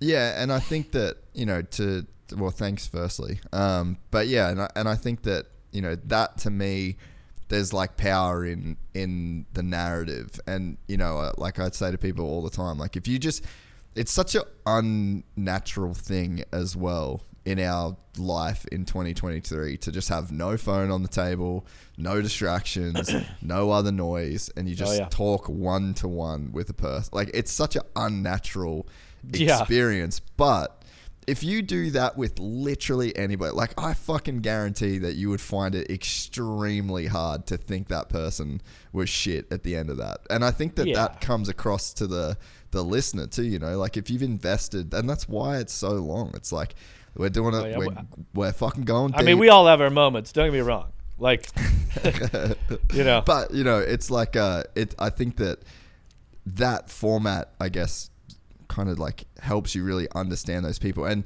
to bring it back to the broadcasting side of things, I think that if that's like my job and the responsibility that I feel in this, I think what someone like you does for the sport is you just create nuance and you create context around the things that we're seeing that we might not see until they're connected to that voice. And I think that it can make the sport not seem so impressive, but it gets across the point of just how impressive this is, just how intense that battle is, just how focused they have to be, just all of the depth and the nuance that makes people fall in love with sport. So I think, you know, for you to say that you feel a responsibility and that it's a proud accomplishment, like, that makes sense to me, because you're responsible for coloring in our picture of how amazing the sport is. Well, thank you. And it's there's a lot of responsibility for that. And we've all watched, whatever sport you like. And there's certain broadcast teams when you're watching NFL or, world football or something. Golf is a great example. Multiple games, right? And there'll be different broadcast teams, and you may gravitate towards certain personalities and voices and how they cover the game. It's like when Tony Romo came into the NFL, instantly I was like, holy shit, I love his style. Yeah. He's constantly, like, just before the play goes off, he goes, oh shit, it's going to be a slant to the tight end, like XYZ, W, this and that. Insane, and so he tells you what to look for. Yeah. That, and what I related to that, because I have always felt from day one, was very conscious of giving the viewer, here's what to look for. And I even had Frank Wilson at Fox Sports compliment me on that before multiple times, actually. Like, what you do really good is when I'm watching the race back on a Sunday morning, right? I'm in the office, I'm watching a race back. You're telling me, hey, last lap around, this guy went through this line. Next lap, watch what he's doing there, because this is where he's going to make the pass. And I may, get on the comm and be like, hey, Bondo, I need to be on James Stewart through that second set of whoops next time around. Make sure that you're on him, right? So you're constantly, as the analyst, you're analyzing what happened, but you're also, I think when an analyst does the best is they're directing the viewer what to pay attention to, what to watch, and I know that I love that about certain broadcasters, and then there's certain personalities and whatnot, certain voices and everything that you like too, so that's the responsibility. And then you want to be entertaining, you want to be humorous, you want to, you're not curing cancer here, you're not doing brain surgery, we're just talking about dirt bike races, so let's don't get too far ahead of ourselves. But the people are there, they either spent their money to pay for the broadcast or they're watching it, and they're spending 3 hours with you. And so you fail sometimes, but you want to make sure that you're trying to give them the best product that you can and educate the viewer on here's what Supercross and Motocross is, also trying to, for me, I constantly try to get inside of the helmet and not just the exterior stuff, but inside. Here's what I think this rider's thinking, which is a really tough thing to do, because how do we really know? But trying to put them on the bike, and it's frustrating because there's some parts of motocross, I'm sure it's like that with Formula One, MotoGP, whatever. It's like I don't have the words. Yeah. You just can't explain it, It's like the Harley Davidson thing. If I have to explain, you wouldn't understand. Yeah. And it's like you try to give the viewer as much as you can, but there's a certain part that unless your ass is on that seat twisting the throttle, you will never know what that's like. So you try to bring them as close as you can, but there's a limit to it. Yeah, man. And dude, to do it all live and yeah, like you said, I mean, there's the on TV thing that we hear, but then there's like a producer in your ear, and then you've got a button that goes direct to the producer, and then you're trying to, like you said, direct them, and it's like it's a symphony that you're involved in, but all we hear is that end result. Well, and that's where probably a big part of what I would say my success, where like Ralph Sheheen and I work together so good as a team, is his experience. I mean, I remember the first couple races that we did, and shit's hitting the fan inside the production truck. And every now and then, it's like, here's the format, and it's like, back in those days would have been Chris Bond. All right, everybody shut up, listen to Bondo. And I'm like freaking out, like, oh, what's going on? And Ralph's like, he's got his pin on. It's okay, Bondo. Just let me know what we're doing when we come back from the commercial. You can tell like it's chaos, like there's been a major technical difficulty or something. Yeah. And Ralph's just like, yeah, no problem. Okay, hey, welcome back to what we're doing. And that gives me, that helps keep me calm. But and now I'm like, I know what's up. Like, I don't speak. Like, I just get out of the way. I know when I'm going to need to contribute something.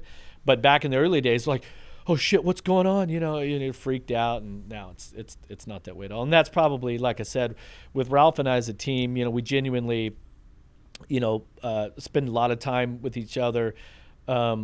we're on a constant text. Pete Richards from Fox Sports, the three of us are constantly talking sports, so we're constantly like in that headspace. And when we get to the race, that sort of chemistry is so important, and that's, now with World Supercross, working with Kristen Beat, where we did a little bit with the Arena Cross Championship a couple years ago with her, and she came into the space, and it's like the three of us, we get along great. We get each other's jokes, and we are now starting to develop, a chemistry between us on-air talent. And then, in the future, we'll do 6 World Supercross events this year, hopefully develop that chemistry with Nathan and everybody in the truck and all of the production side to where we start Nathan's to a G too, man. Like Nathan, the head of broadcast for World Supercross, for the people that are listening that don't know. So that dude's like one of the Pronounce best. his last name real quick. That. I think it's Prendergast. Yeah, I think you nailed it. So we just call him Nathan. Prendergast, yeah. So he's mental though. He's mental. He's very driven. Amazing. Yeah, he's actually. I don't think they nailed it. With obviously it's only two events. I think that there's so much they nailed. That I loved more than a traditional broadcast, but I don't think that the whole package is nowhere near as good as it's going to be. Like seeing, knowing the level that dude operates at with Australia and the V8 Supercars and like everything that he's done, like he's royalty in Australia when it comes to that. So I guess I'm basing that comment based on what I know that I guess will be coming down the pipeline. Yeah, and people don't really understand that the contracts for this with the FIM and taking over the sanctioning for the World Supercross and forming Supercross Global and all that didn't even happen until Christmas. Yeah. What was it, about 9 months, 10 months before we did a race? And so to have to put all of that together and this whole thing and then have 2 races last year that are, what I mean? One of them's halfway across the world, and it's not easy. And when you back up to what we did with Monster Energy Supercross here in America, I joined that team in 2007, and we had a few different pit reporters along the way, developed our chemistry, and by the end of the my last year, what I think would have been 2016, 17, 18, I mean, we were firing on all cylinders.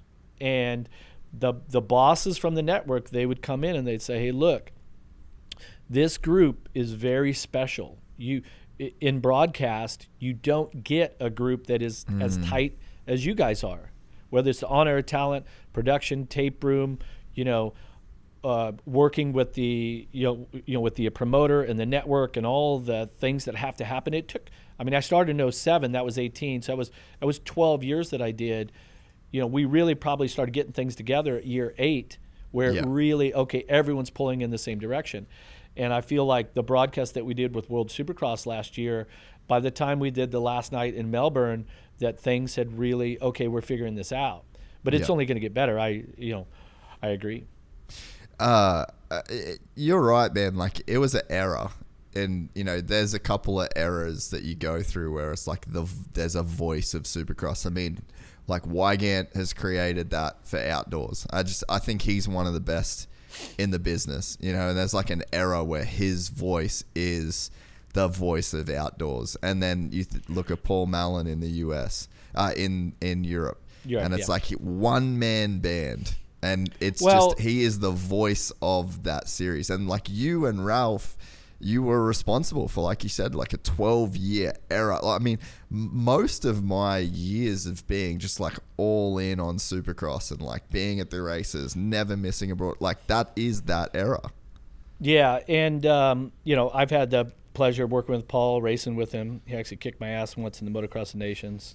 On a 125, to acknowledge that again. Yeah, work with Jason, still a dear friend. Do different projects with him also. It's interesting. It's like Ralph with what he does with Speed Sport. He's the big picture guy. You talk to Ralph, real zoomed out. he knows everyone from Formula One to swamp buggies and everything in between. You know what I mean? And is friends with athletes, team owners, media people, real big picture guy, which I think is where when we were with Supercross here in America, that was the right position, right? And I mean, think about it. You remember back in those days when we had March was the month of Moto Mayhem and the Saturday night Supercross party and all these sort of things. Like Ralph kind of came up with some of these terms. We were all working towards that direction, but like we were totally connected with Twitter, having tweets from Mario Andretti and Jeff Gordon and like whoever. We were, really was a big picture. Let's become a part of the mainstream motorsports platform, and that's where we elevate it. And that's everybody working together, like from promoter to network to producer to the entire team, and just how well during the time period, we had Aaron Bates as our pit reporter in the early days. Jenny was the latter days. We had Caitlin Vincey and some different people at different times, and Juliana was doing social. Ricky would come in and would sometimes be on track, or he'd be in the booth. I mean, remember during that time period where Ricky and I were at each other so much that people thought that we didn't like each other. Yeah. They genuinely thought that. Now, we are like that normally. He and I are like... Well, he's just that guy. He's that guy. Sometimes he tries to play like he's Mr. Cool, but he dishes it out. Trust me. And then he's the victim. He plays the victim. You say one thing back to him, he's victimized. But it was so much fun. Hey, the network, Fox is like, hey, you guys got to back it down. We need it to be a little more professional. You guys are getting out in the weeds here. Yeah. But Ralph would always sit in the middle. Ricky was on the left. I'm always on the right. And Ralph's just like at times he'd just back up and be like, oh man. And that's what our fans wanted. They love that sort of banter. The network guys, the professionalism side, maybe we got a little bit too loose at times, but man, you're watching a Supercross race to have fun. Yeah. Right? And so that's what our job is. There's all these different facets to the broadcasting. And I think that where Ralph and Kristen and I have that ability, we get on well, and we're going to now be traveling the world together, and we need to bring that sort of chemistry. And anybody else that comes in the booth or is on track and all that is bringing all of that information, but also having fun with it and entertaining the viewer. So I'm really looking forward to what the next few years holds, because now we're going to take it global. It's we're going to be in all these amazing places, and that to me it's if I could do another 10 years like this, I mean, that was my goal with Supercross, Motocross before. I figure if I broadcast for 10 years, that'd be amazing, and it was way longer than that. But if we do that, we'll have accomplished our goals. So I guess then, I guess I've never really thought about it like this, but maybe it was almost a blessing in disguise to have the Supercross, like the AMA stuff, come to an end with you and Ralph. Because, I mean, obviously, like they say, all good things do come to an end. I mean, I'm sure that was you didn't know the World Supercross was on the horizon then. Like, I'm sure that was a pretty heavy time period. It sucked, yeah. Oh, yeah. How did you find out, or how did it go down? Well, we knew that there was the potential that Supercross was going to go to NBC, and that there were some negotiations going on. And Ralph and I, we each sign our own contracts, but we do think of ourselves as a team.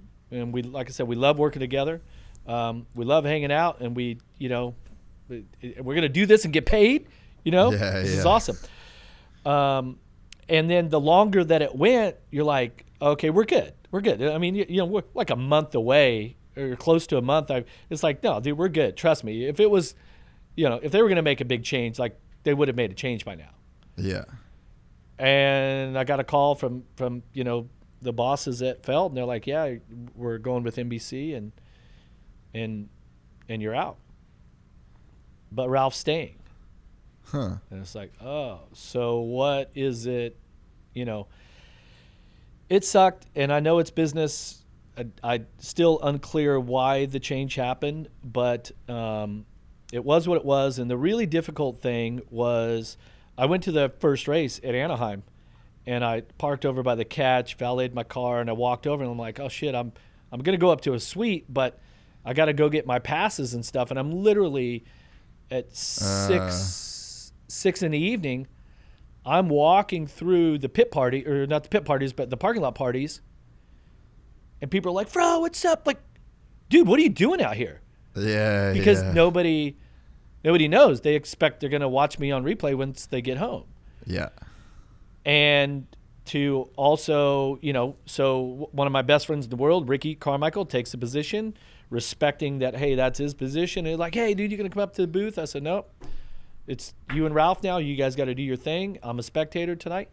And it sucked because it's like, that's what I do. I want to be in that. I want to be in that and being a part of that broadcast and a part of how this story gets told.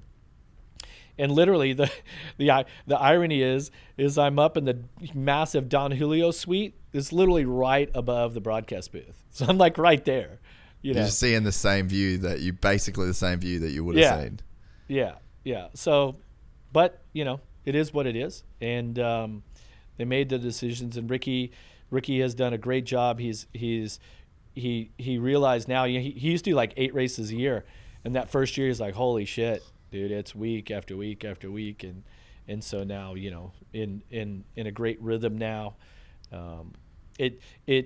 People don't understand too how difficult it is when you're switching out your play-by-play from different, so they use like 3 different play-by-play guys, things like that, because that chemistry is so important, and the familiarity that the fans have with us, and when that changes, sometimes the fans just don't like it.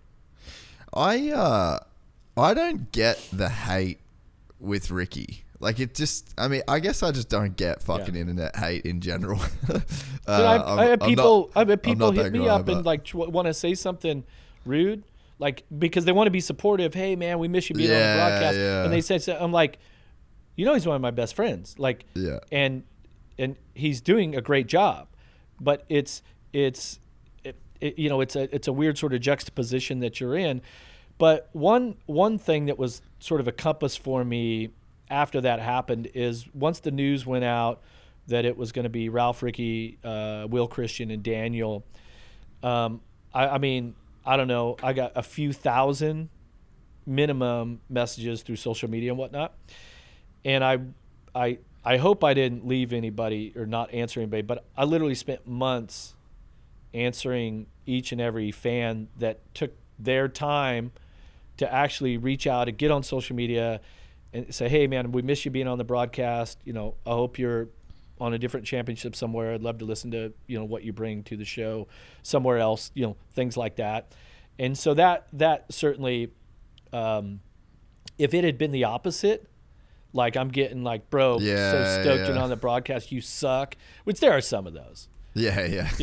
That then it would have been like, all right, well, this just isn't for me, but it hasn't been that way, and it's been really cool. And even with the announcement with World Supercross and our new broadcast partners and schedule and things like that we announced, yesterday? Boom, once again, just a flood of support. And so, when it comes back to the actual the job of broadcasting and the effort that I give, the time I put preparing, like, am I giving the fans a good product? Do they enjoy that? It's like, for the most part, yes. Yeah, dude, it just can't be.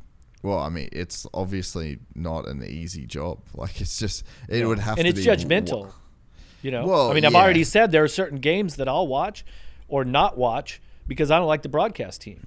Yeah, and that's from someone that does broadcasting. Yeah, and if it's not your team, so I got 2 games to watch.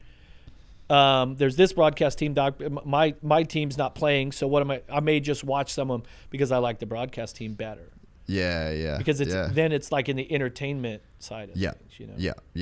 And that's, I was just gonna say, like, I just don't understand, like, what the actual criticism is with Ricky. though, like, because it seemed like, I don't know whether he still does, but I mean, it definitely seemed like at the start he was getting like tons of heat, but like, I just don't know that you could get, like, he's the fucking GOAT, you know, and it's like the amount of like, so, and I think entertaining what, like, I think, yeah. And the freedom that they seem to have to just blast him, it's like, you know, wait, what? Yeah, I just don't. Yeah, I don't think it's warranted. And he's super knowledgeable and really passionate about it. He wouldn't be doing it for this long, and yeah, I don't get it either. Yeah, no. So anyway, it's But that's what it's so much fun. Like when Ricky can just be Ricky. Yeah. Like think about right now. Is Supercross here in America has had James Stewart on some races, and James is not a professional, polished sports broadcaster in the sense of if you and I would both say, okay, this is sort of what that is, and if you wanted to sort of characterize it that way, but he's James Stewart, and that's all he has to do is be James Stewart. Yeah, is awesome. Ricky just needs to be Ricky, you know. We talked about that before. But also, when you get into the position, there's a lot more to it. Also, you know, especially when you're representing everybody. But it's not brain surgery. But man, it's really fulfilling and it's really fun. But it's a tough job to do sometimes. Yeah. You know. Yeah. Because you've got to represent all these different entities, and especially when, like I said, like I've gone through periods where James, Tomac, like they wouldn't talk to me anymore because I said something they didn't like. Yeah.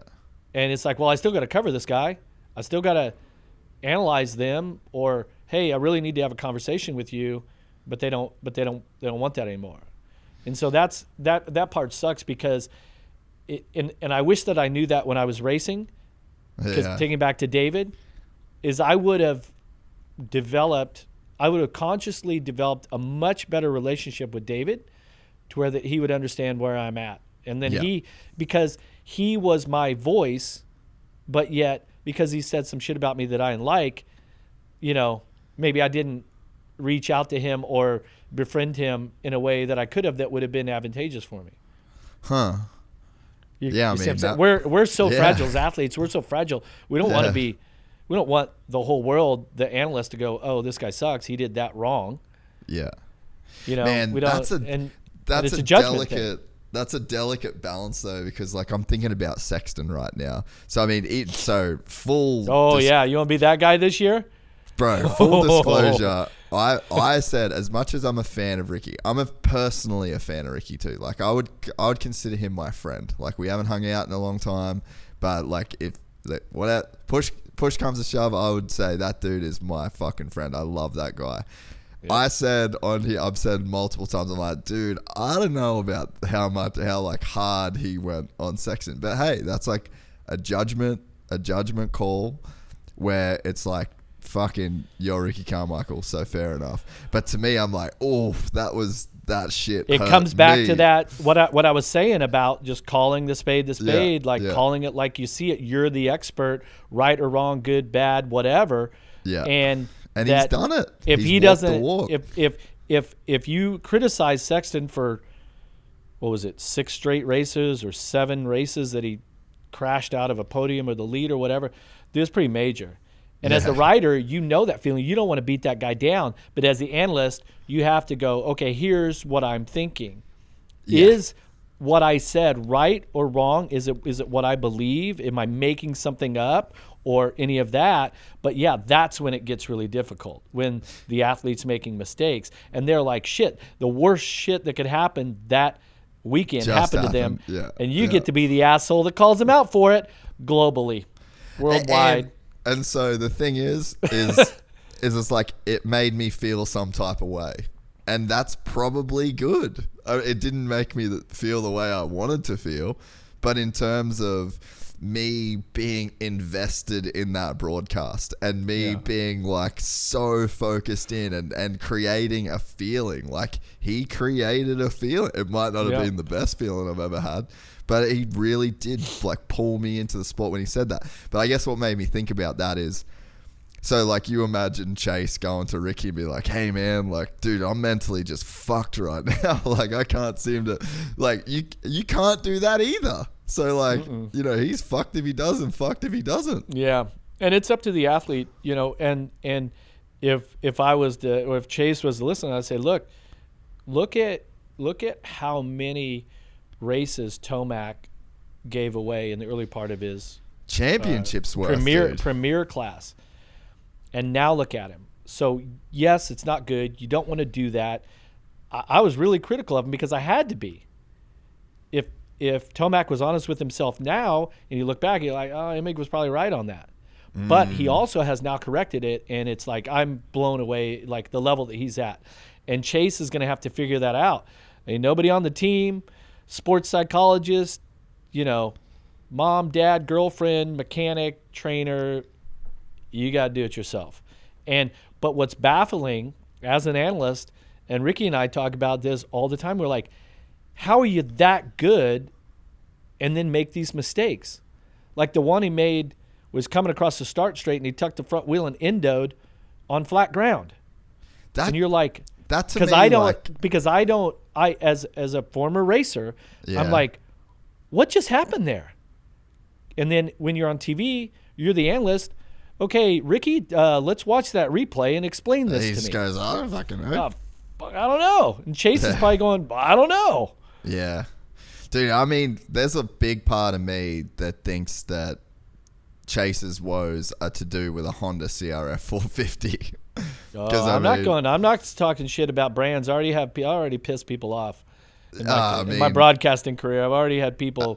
Hey, I buy my bikes, so fucking I ain't ever seen it. I ain't ever seen bought my last bike. But yeah, I mean, because you're right. Like because the thing is, the thing that makes me like the one after the finish line before the right hander across the start straight, that's just again gone. And then the start straight across the start straight, gone. Like there's the through the whoops, black, gone. Like there's a level of, and this is my extremely limited motorcycle racer knowledge here. All right, fully acknowledge that. But like there's a level of this game that is basically all down to predictions. So it's like you go as fast as you predict you can go in a sense. Like you have a certain, like for me, I'm going as fast as I'm hitting a corner with bumps in it as fast as I predict that my motorcycle will stay underneath me. Yeah. So there's like a misalignment of Chase Sexton's predictions of what the bike is going to do and then the reality of what the bike does. And can you imagine, like, let's say that's true then, like just to humor the fucking idea that I'm running with here. Let's just say that I'm right there. Like, these crashes would be coming out of nowhere. Like, what's to say he doesn't have way more in the tank? Like, I think people automatically label him as like, he's crashing because he's going so fucking fast. He doesn't need to get. What's to say he can't go way faster than what he's going? Then the question becomes, was it a mental mistake on his side? Did he make a mental mistake, or is he pushing the limits of what the machine could do? Right? I think the problem is that if it's Formula One, MotoGP, where the surface is consistent, right? With like you can see those fine lines, but with us, the surface is always changing, and it's more of a feeling. Yeah. And you're feeling like, okay, I'm feeling like I got this last lap, or the other 12 laps I went through here, I felt great, and now I go through here and I didn't. Yeah. So that's one of the things that makes Supercross and dirt bike racing and all that so much different than everything else is the track is alive, it's moving, it's not consistent, you know? So only Chase knows if is that a mistake that I made or did I push limits of the bike, you know? Yeah. And he's one of those riders too that's so graceful and perfect on the bike, perfect body positioning, technique, all that. He makes it look so easy until it doesn't. You know? Yeah. But and maybe that's with him is he just needs to figure out where those limits are. But you know, like, remember a couple of years ago, I think it was, he was leading a race, maybe his rookie season in the Premier class, and he went over the bars like I was step thinking, on, step on. Literally just thinking about this crash, bro. I was just about to bring it up. Yeah. You know? And so that is like... His front wheel like buckled and folded there. And so, you know but so we've just, I guess this proves the point then. Like, we've probably spent 5 minutes talking about this. Ricky had a couple seconds live. You had 10, 15 seconds to react. Happened, yeah. So, but I mean, I'd be so interested to know with that. And I mean, cool that he's going to KTM, and it's like we get to see if it actually is a bike related. Like, if he keeps doing these things on a completely different when has bike, this been announced? I don't think it has been announced. This is just me. Oh, because I'm not completely in the loop on that stuff. I'd kind of do my own thing. I'm not the big predictor guy that's like, hey, anybody know what's happening? I said, just when it happens, let me know. Well, I'm pretty sure. I'm not that guy. I don't know for sure either, so I should actually preface that.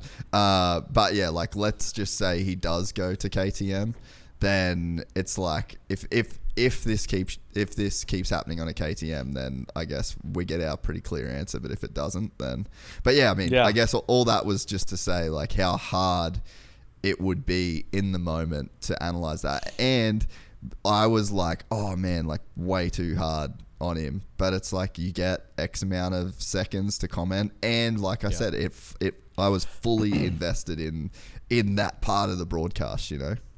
Yeah, it's been exciting watching. I mean, that's one thing that I really love about being the analyst on Supercross is for the most part, especially lately, it's not very predictable. Once Ricky was done, James had a ton of success, but Chad Reed had a ton of success. And now it's not super predictable. I mean, Tomac's made a mess of it sometimes, but like what happened last week with Barsha winning, I mean, that's you just don't know what the outcome's going to be. Where are you at personally with the Triple Crown format, the 3-race format like we do in World Supercross? Oh, man, I go back and forwards with it, eh? One thing that I do like is I'm kind of done with... I go back and forth. I'm kind of done with heat races and LCQs. Like, doesn't seem like there's that much to play for when it comes to the heat races, especially with the 450s. So I think that just seeing straight racing is better for me. Like, I want to see the best guys on the track at the same time. And I think that that's what's great about the World Supercross format. But then at the same time, like you said, I think we kind of like wanted to go to Triple Crown format because we had like James and Ricky, and like we were getting to the point where it was a 2-horse race at times, so it was like, what can we do to switch this shit up? But now, I mean, like Barsha and Roczen this year was at Indy. It's like, that's one of the fucking best races ever. Like, this weekend was amazing. Like, it seems like every single race this year has just been absolute insanity. So it's like, I think the format, I love the Triple Crowns, but then when you've got this many guys that can win as well and you don't have that predictability, I just think the gnarliness of seeing the best dudes for 20 minutes just going absolutely like, it's psycho. Well, the benefit to the traditional, but the traditional thing is the gate drops, checkered flag, guy takes checkered flag, wins. Yeah. Triple Crown, it's much more difficult whether you're at live event or broadcast to keep the viewers up to speed on event points and like, well, I just watched this guy win, but he's not the winner. You know what I mean? Like that type of thing.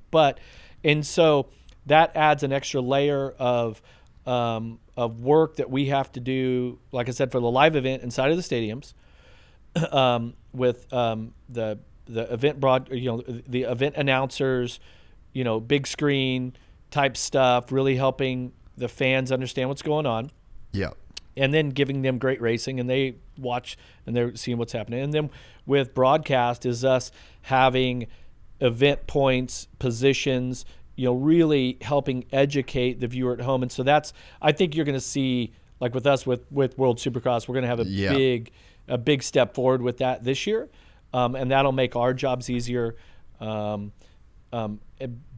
on pure racing excitement, having 3 gate drops for each class each night in main event racing is pretty cool, Yeah, I think that the World Supercross just kind of like fills some voids for me in just Supercross in general, like I think that it's the same riders every weekend in the main event, no matter what. Like the team format, you don't have to qualify. There's no like privacy. Like that is rad, and I'm glad that's in the AMA, and I wouldn't want that to go away. But I also think that there's some utility in the way that World Supercross has their format. So like my girlfriend, like, so this year she's started watching Formula One, right?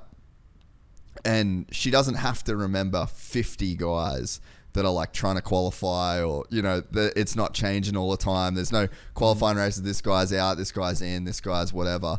There's 20 dudes on the grid of F1. They all drive for certain teams, so she knows the teams and she knows the drivers that are on that team. And for a mass market, mass appeal, I think that's quite a beautiful thing. And then to just know that that's the circus that you're following around the world each and every week. I really do think that there's some utility in that from a fan's perspective. Yeah, and as she learns that more, she'll realize that, whatever team it is, they're a 10th place team, but if they get an 8th, that's like a win. That's a big deal. Yeah, that's a big deal. And I think that was, when I started broadcasting, helping the viewer understand that I always use Adam Entignap as my example. Great guy. Really loved calling race. Well, yeah, deuce, 7 deuce. Is that, let's say that, just don't take this wrong, Adam, but like if he qualified 22nd, he was 4th in the LCQ, he just gets in. It was a pretty good battle to get in. But so he's the 22nd best guy in the world at this. Yeah. But if he gets a 15th or a 12th or whatever, he may have just had a career best. Yeah. If Tomac gets 12th, it was a bad night. Yeah. So how does the viewer at home, whether it's F1 or what we do with Supercross, how do you let the viewer know that and give them the acknowledgement that they should get? Well, here lately, like what we did here in America with the Supercross Research Department, and having a data-driven person giving you that stuff real time now made Ralph and I infinitely more educated and wiser, and then in turn as a team, you then give that to the viewer, right? But being able to understand that if this F1 team gets an 8th instead of a 12th, man, they just crushed it. They're high-fiving. Why are they high-fiving? They got 8th. Yeah. Well, for them, that's a win. And it's the same in World Supercross. It's going to be certain athletes that if they get a top 10 or top 5 or a podium is going to be a big night. And so our job is to make sure that people realize that too. Yeah. Yeah, and I think that the other thing as well is you just nailed it before, is that on the night, so I was obviously at Melbourne. That's my home event. And it's so much better for the crowd, I think, to just see the same guys going at it. It's non-stop racing. So I think from like a crowd perspective, that format that the World Supercross has is pretty amazing. And there's also something to be said for you get it a little bit in the States with like a home race, but nothing's the same. Like everybody can relate to an Australian doing well at Melbourne. So the perfect example from that night was Aaron Taney. Maybe the best race of his entire career. Like he was phenomenal, man. He was phenomenal on the 450 for the Australian Supercross because they had both that was what Friday was cool as night, well, is having both championships there. But I mean, you just got to see an Australian crowd. They didn't give a fuck what team he raced for. They didn't give a fuck about anything other than like, oh, that's my guy in my hometown. And I think that brings a level of atmosphere to any sporting event. Like the biggest sporting events in the planet are international sporting events. Yeah, I mean, and we're gonna have that with Anstey when we go to England for the first round. Yeah. And the different countries. I don't know if we have anybody from Singapore. Probably racing. not. Probably not. But also the one thing about the World Supercross Championship is, it in the press conferences that we had in Melbourne last year, Tony Cochran, who was the former president of Supercross Global, he made mention for the endemic, manufacturers and people in the industry that sell products and everything. North America is 30% of off-road motorcycle sales. Yeah. Like, wow, super important. 30% are concentrated right here in North America. He goes, well, that leaves 70% throughout the rest of the world. Yeah. And that's where Supercross Global and World Supercross take what's happened here in America and let's take this to the world. And I think it's a little bit misunderstood, but that if you think about what world football teams do in the summertime, they do the International Champions Cup and Manchester City and Barcelona and my team Liverpool and whoever, they all go play friendlies around the world to spread the game. They're like ministers of the game, right? They're spreading the gospel of that sport. And NFL does games in England. You know what I mean? NBA has got games in China, and so trying to take this game to different places, because there's something about the magic of the live sporting event. For right? sure. Why not just race every Supercross in Marvel Stadium and we'll just broadcast it to the world? Yeah. Right? Boom. It'd be easy. It's inside the stadium. Well, there's something about what it's like to be a fan and go to a live sporting event. I went two weekends ago. I went to LA Galaxy, LAFC, right? That's our hometown rivalry here, the Derby. I'm a Galaxy fan. FC is the champions this year. Trust me, my buddies let me know it. But this is the rivalry in LA with MLS soccer. Like, it's on. And that live event is like nothing else. And so now with Supercross Global, we're going to take that around the world. And, it's in such an infancy of what it will be in 5 years or 10 years from now. And I'm really thankful to be there in my position and to have the ability to help spread Supercross throughout the world. I mean, you go to England, you go to Australia. Yes, we've raced there before, right? But if there's a race in Dubai, I mean, you're bringing in a whole new fan group that not only is it on TV and broadcast to the world, but then you're having this live event, and there's something about seeing it live that is so different, especially with Supercross, And I just can't wait to get to experience that, and experience all these different places in the world. It should be pretty awesome. Yeah, and dude, like, you're so right. I mean, I had this. I've been lucky enough to travel a lot with bikes. It's one of the favorite things that I do.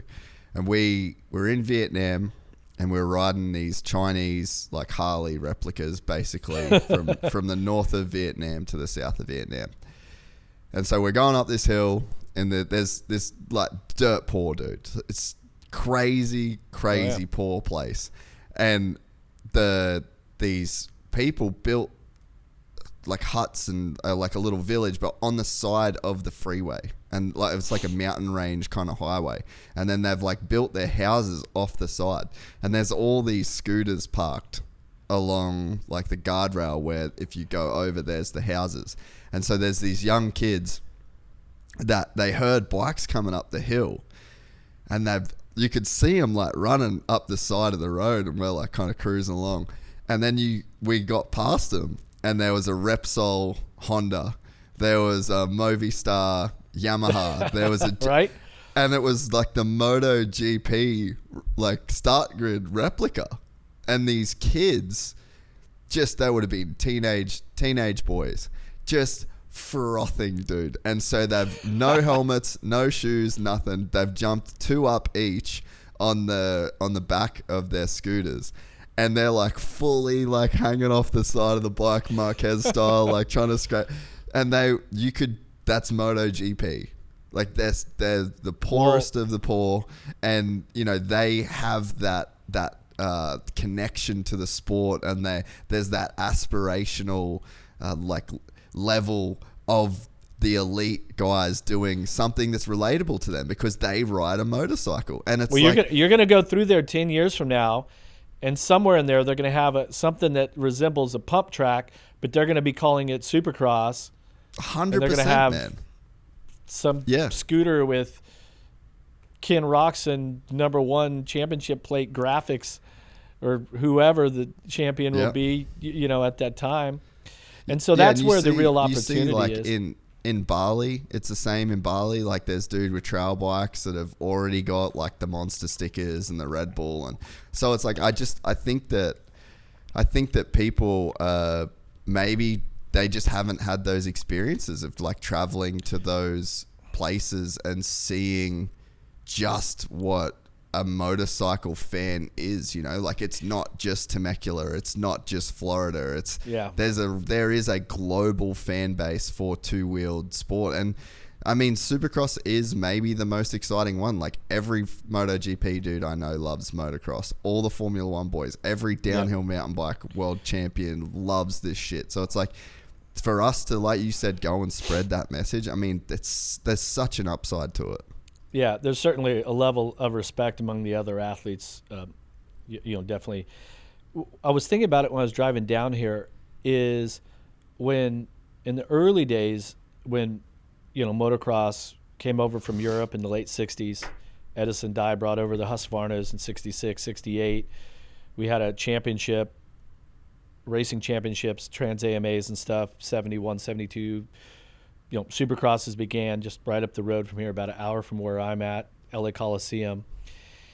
And in the 80s is when Supercross kind of started to, okay, this is something different than motocross. It's not the Super Bowl of motocross, it's Supercross. And then the riders before me, like Rick Johnson, Ward, Glover, they start going to the race in Paris. They did races in Osaka, Tokyo, all Barcelona. We did little velodromes in Madrid, Supercrosses in Stockholm, Sweden. And during that late 80s, 90s, we went all over the world. At the end of the racing season, we went global. That doesn't happen anymore because the manufacturers, teams, sponsors, whoever have now contracted their athletes to stay here and only race in America. Like Ricky raced very little outside of America except for Motocross of Nations. Hardly at all. But in my generation, what we contributed, and we just happened to be at the right place at the right time, but we went global all over the place to race. All that is stopped with Supercross.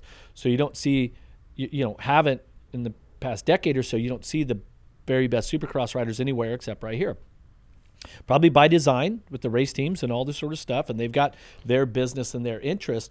But what you're going to see over the next, let's say, 3 to 5 years is as the rider contracts start to shuffle through, some riders up for his contract's up and his agent's going, hey, this guy wants to race World Supercross.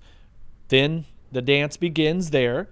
How does all this shake down? It's a massive transition for the business of Supercross to take riders that only race in North America, and now they want to race here and around the world.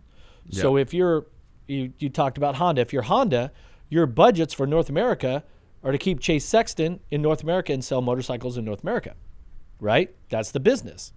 Well, now up pops Supercross Global and the FIM World Supercross Championship and this new opportunity.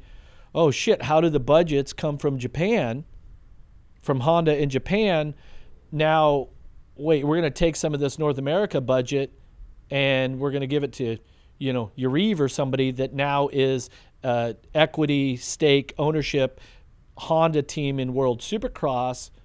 Well, Honda North America doesn't want that to happen, right? They're not. Oh yeah, give up that budget. So see, there's all these things behind the scenes that have to transition, and then what we're also going to see is there will be a split between riders that want to specialize in Supercross, and it'll give them an opportunity, depending on how the championship series, the championship schedules, how they sort through. Some may, I love riding pro motocross myself, love it, okay? But there are other guys that say, I want to race Supercross all year, and I want to specialize in that. Just like Stefan Everts and Hurlings and Cairoli, they all had the opportunity to come race in America here. They didn't want to ride Supercross. They love riding motocross. So you're seeing the fracture there, and that's great because as the sport grows, there will be more riders to fill the spots, to backfill. If this rider goes here, that rider goes there, there will be riders that step up. There will be opportunities, and there'll be great racing, just like there is in MotoGP here in North America and World Supercross. But the big thing is what we're going to do with World Supercross is we're going to take this sport global, and we really haven't even started the first scratch on the surface. Yeah. We're just getting started, and I think it's going to be pretty cool. One thing that I know is I really believe in the leadership team, Adam Bailey, Ryan Sanderson, and everyone involved with their group, is they love the sport of Supercross. And this opportunity came about for them to acquire the sanctioning from the FIM, and they're going for it. And it's really, when I first heard the news on Instagram, right, Adam put something out, and I said, hey man, congrats on this new opportunity. If you're looking for a analyst, I'm your guy. Yeah. And now here we are. So yeah, I think you're super right about the whole thing. It's been strange for me. Maybe it's strange because I know. See, that's going to be a clip right there that I'm going to save and I'm going to send to both my kids. See, I think you're super right. I'm just going to send it to them every time. Just make it the gift that you just always that's right. But yeah, for me it was very surprising to see how much doubt and fucking hate and how weird shit got online. I guess that's just 2020s, but yeah, to me I'm like, all right, right now you're not going to get the best guys because they're locked into contracts, but their contracts end. And guys get older, and guys normally retire too soon from the sport when there's still a lot of time left in their career. And guys love to travel. Barsha's married to a lovely lady from Europe. People in Europe travel a lot. So you've got guys that have these, families, like Ken Roczen's German. Supercross is fairly international. The world's a very, very big place, and it's really fun to travel to all these amazing places in the world. So it's I do think once some guys want to do it and some don't. And hey, but the opportunity is going to be there. There should be the opportunity to be whatever guy that you want to be. I saw Coop at Barcelona F1. He loves to travel. He'd done the Australian rounds the years before that. These guys wanted. Jason Anderson loved doing Australia, New Zealand. There's guys where it's so fulfilling for them to go and race and expose themselves to new fans, to not even to their new fans, to existing fans. Nicoletti, get to see them in person. Yeah, Nicoletti was talking about how amazing it was to be in the UK and Oz last year, and he's like, I just didn't know I had so many fans all over the world. So it's such a cool, positive thing for the sport. And yeah, you're right. I think that you'll see Jason Anderson. He just did a 2-year deal with Cowie, I'm pretty sure. I don't know if that's like I said. I stay out of that. Stay out of that stuff. Well, but also everybody has to travel and everybody has to do the same thing. So you can look at it. It's much different for the teams. Much different for the teams. You know, there's no 18-wheeler at each race with the race truck and all that. Yeah. But your whole program changes, but it changes for everyone. Yeah. Right? And you look, you know, back in the days, like Jeff Stanton retired at 26. Carmichael was 27. Villapoto, he was like, he called it early.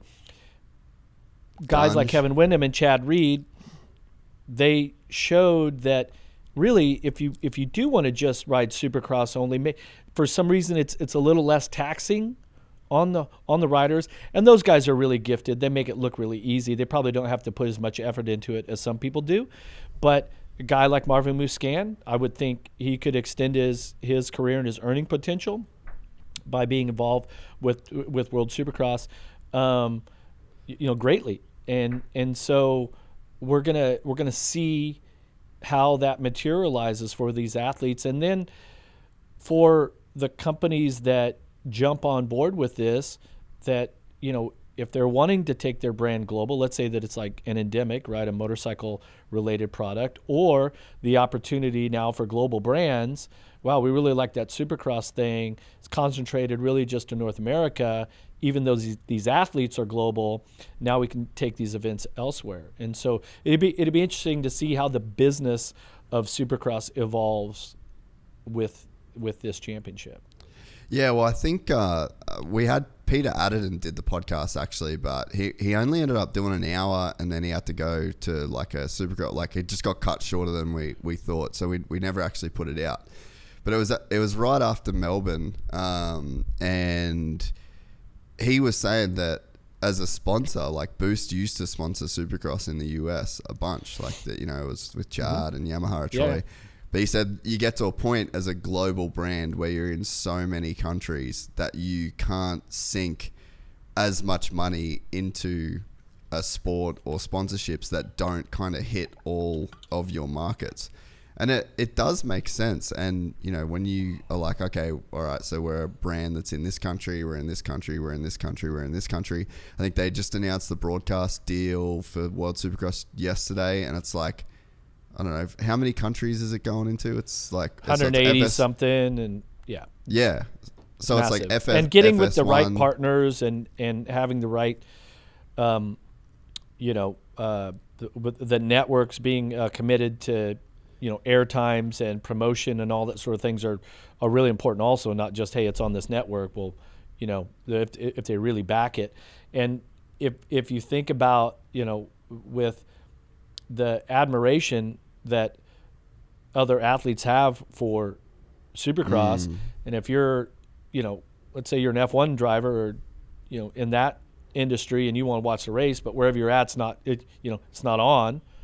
Well, nowadays you also have the ability for the digital stream that you can pay for and still get what you want.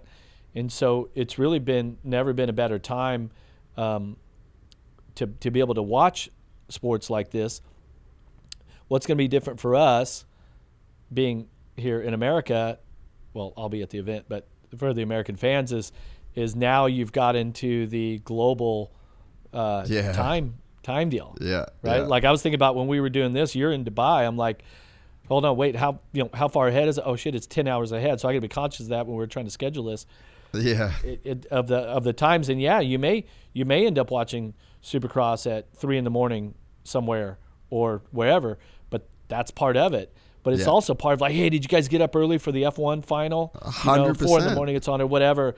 And it just becomes part of the character of that championship. Yeah, no, I completely agree. And dude, coming from Australia, I mean, Americans are so spoiled for Supercross, it's crazy. Oh, yeah. You get to go to all the races. There's 5 in California. Like growing up for me in Australia, it was either you would get it on the bar to bar DVD at the end of the season, or you would find somebody that had ESPN at their house, and then you'd get up crazy early Saturday morning and you'd ride your BMX bike to like one of your mates that had ESPN. So it's like, it was honestly part of the adventure of like trying to be a sports fan. And it's the same for, I mean, that's actually one of the better things about living in Dubai, is being in the right time zone. I haven't missed a F1 or a MotoGP or anything this whole year, which has been sick. But being a international fan too, you know, like there's just so many people where that becomes, I guess, like a part of the culture of following an international sport. And there's a certain flavor to that too. Yeah, I mean, I follow English Premier League. Like I said, Liverpool's my team. Unfortunately, it's been kind of a shit year, and my son's team is Manchester City, so he lets me know it a lot of the time. But I love waking up on a Saturday or Sunday morning, first thing, and like crack my eyes open, check the score. Okay, when's my game on? Yeah. Just like with the NFL, it's like, you know, like here in America, like in California, 10 a.m., boom, first game's on. You know exactly when the games are on. You know, schedule your time around that, and you just make it work, and it becomes part of the you know, the fabric that is the sport, you know. So what do you think that the guys got right last year that maybe people wouldn't expect or wouldn't see or come across on a broadcast with World Supercross? With World Supercross, yeah, the execution of the event and trying to time with the DJs and the music, execution of the live event. I mean, because there's two separate things happening. There's a live event, and then there's a broadcast team trying to cover the live event. And then all those things have to work in, you know, a coordination with each other. The promotion seemed to be really good considering everything was so late and just not enough lead time. But we had fantastic crowds at each night of racing. And I don't underestimate what it takes to run an event like that, even down to the crew that runs the floor. I mean, think of how many gate drops there is and all the coordination, getting everything that way. Also, you know, what was totally different for World Supercross is because there are 10 team owners that have equity stake. Nobody else is allowed to race unless it's a wild card. The wild card doesn't have to race under the umbrella of a team, I don't think, if I remember correctly. But the pit setups and the execution of all that stuff, each team has 3 of these big custom-made crates that get shipped around the world, and a certain amount of coordination with the team of what goes in there and all that. I mean, it's a whole new way to go racing. You know, I think we nailed it with press conferences, pre and post. Marketing stuff was really fun. Social media team did a kick-ass job, and all that's just going to get better. You know, I mean, the broadcast team will have more cohesion and be able to bring more flavor of the individual countries and locations that we're at to the viewers around the world. So. Yeah. I think as far as the live events went, I mean, obviously I was only at Melbourne, but I mean, I'd been to their stuff before, so it's like I kind of knew what to expect. But yeah, I guess as a live event, it was pretty epic. And I think one of the things that we're yet to see with the World Supercross is how good they are at storytelling in terms of media and the stuff that they can produce. I mean, last year they only were able to have 2 rounds, which everyone's like, oh, you call it a world championship? Like, with you only doing it's like, all right, bro. Well, yeah. Well, the race in Jakarta didn't happen. It's supposed to be 3. You know, we've had a 3-round world championship before, but Rome wasn't built. Rome wasn't built in a day. No, and that's the people that didn't like the idea of this new championship were easily, you know, took a look at that and wanted to criticize that. Okay, well, hey, 5 years from now, when we're doing 20 events globally, you know, then, you know, you can come pat us on the back and give us compliments. You know what I mean? Yeah, so I think even just off the 2 events that they did, I think that fans are going to get a picture this year of the type of content that they're going to be able to create. And I think that that's what they do the best. And I think that if you look at what other sports really excel, they're the sports that have an amazing content package.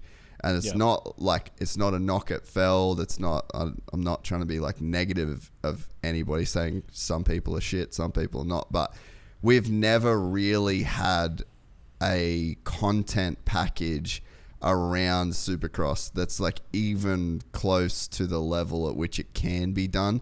But I'd say the same thing about MotoGP. So again, I'm not being a fucking hater. It's just, there's levels to the game, and there's some sports that just do it way better. NFL, bro. When I was in America, I was the most staunch, fuck the NFL, pads and helmets are lame. Like, I was that guy for so long until I watched Hard Knocks. And my fucking life changed, bro. Season 1 of Hard Knocks made me a lifetime football fan. And that is an example of content being done right. The NFL does it top to bottom.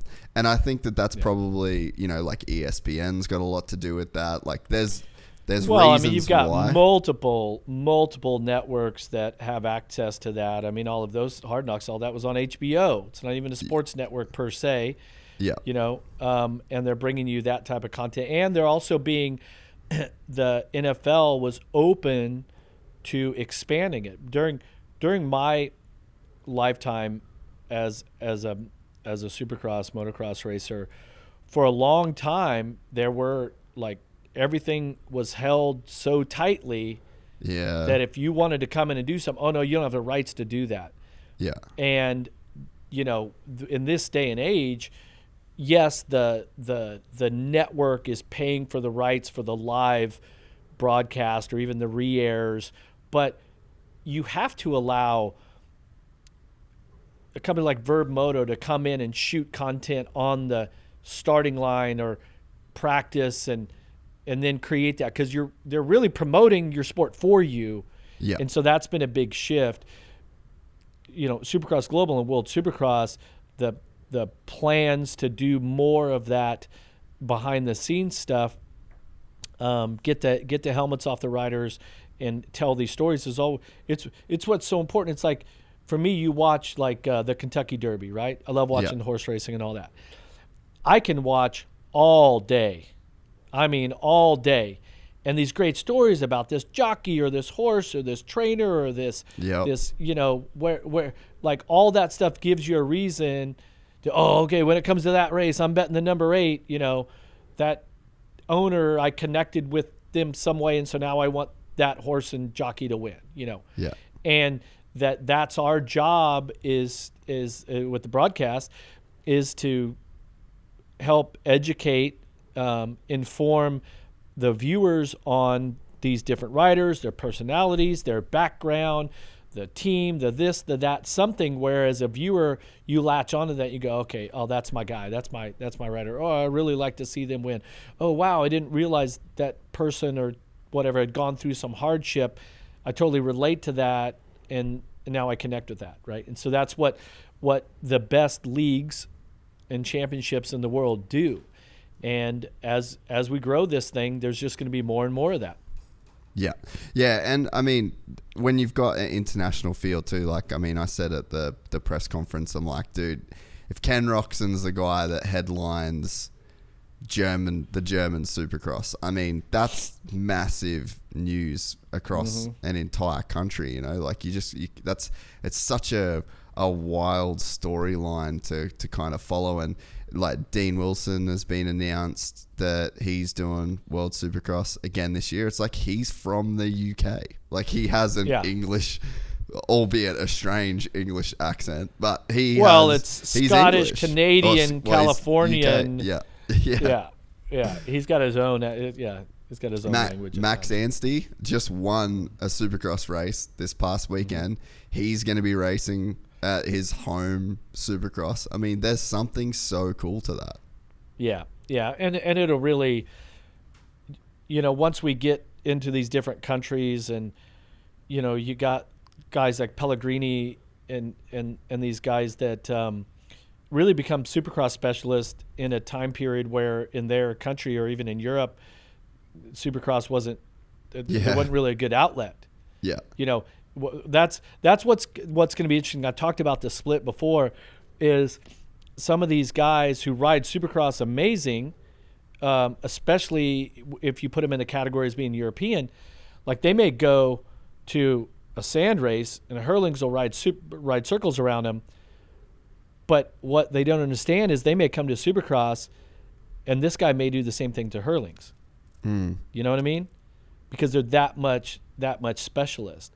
And so we're really going to see sort of a division there. And I don't see it as being a negative thing. I just see it as it being a new opportunity for these riders to sort of specialize in what they're good at. Yeah. Yeah, and I think that in the next few years too, you think about, I guess like the whole Euro thing has been, they're so focused on motocross, but you start to give them a chance now.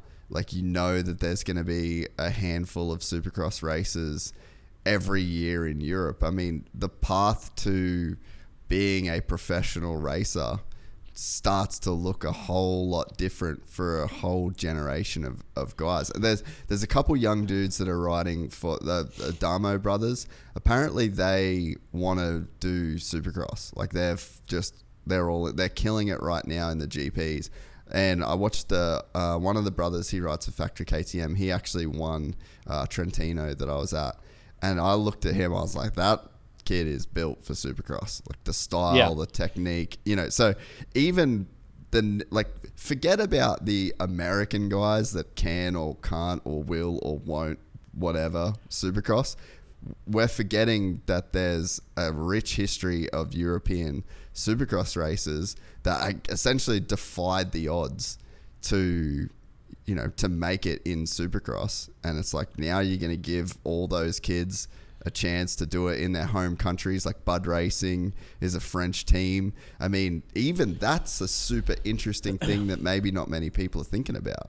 Well, it was just a few short years ago. It wasn't that long ago that nobody had heard of Hunter and Jet Lawrence, and now they're two of the biggest names in the sport globally.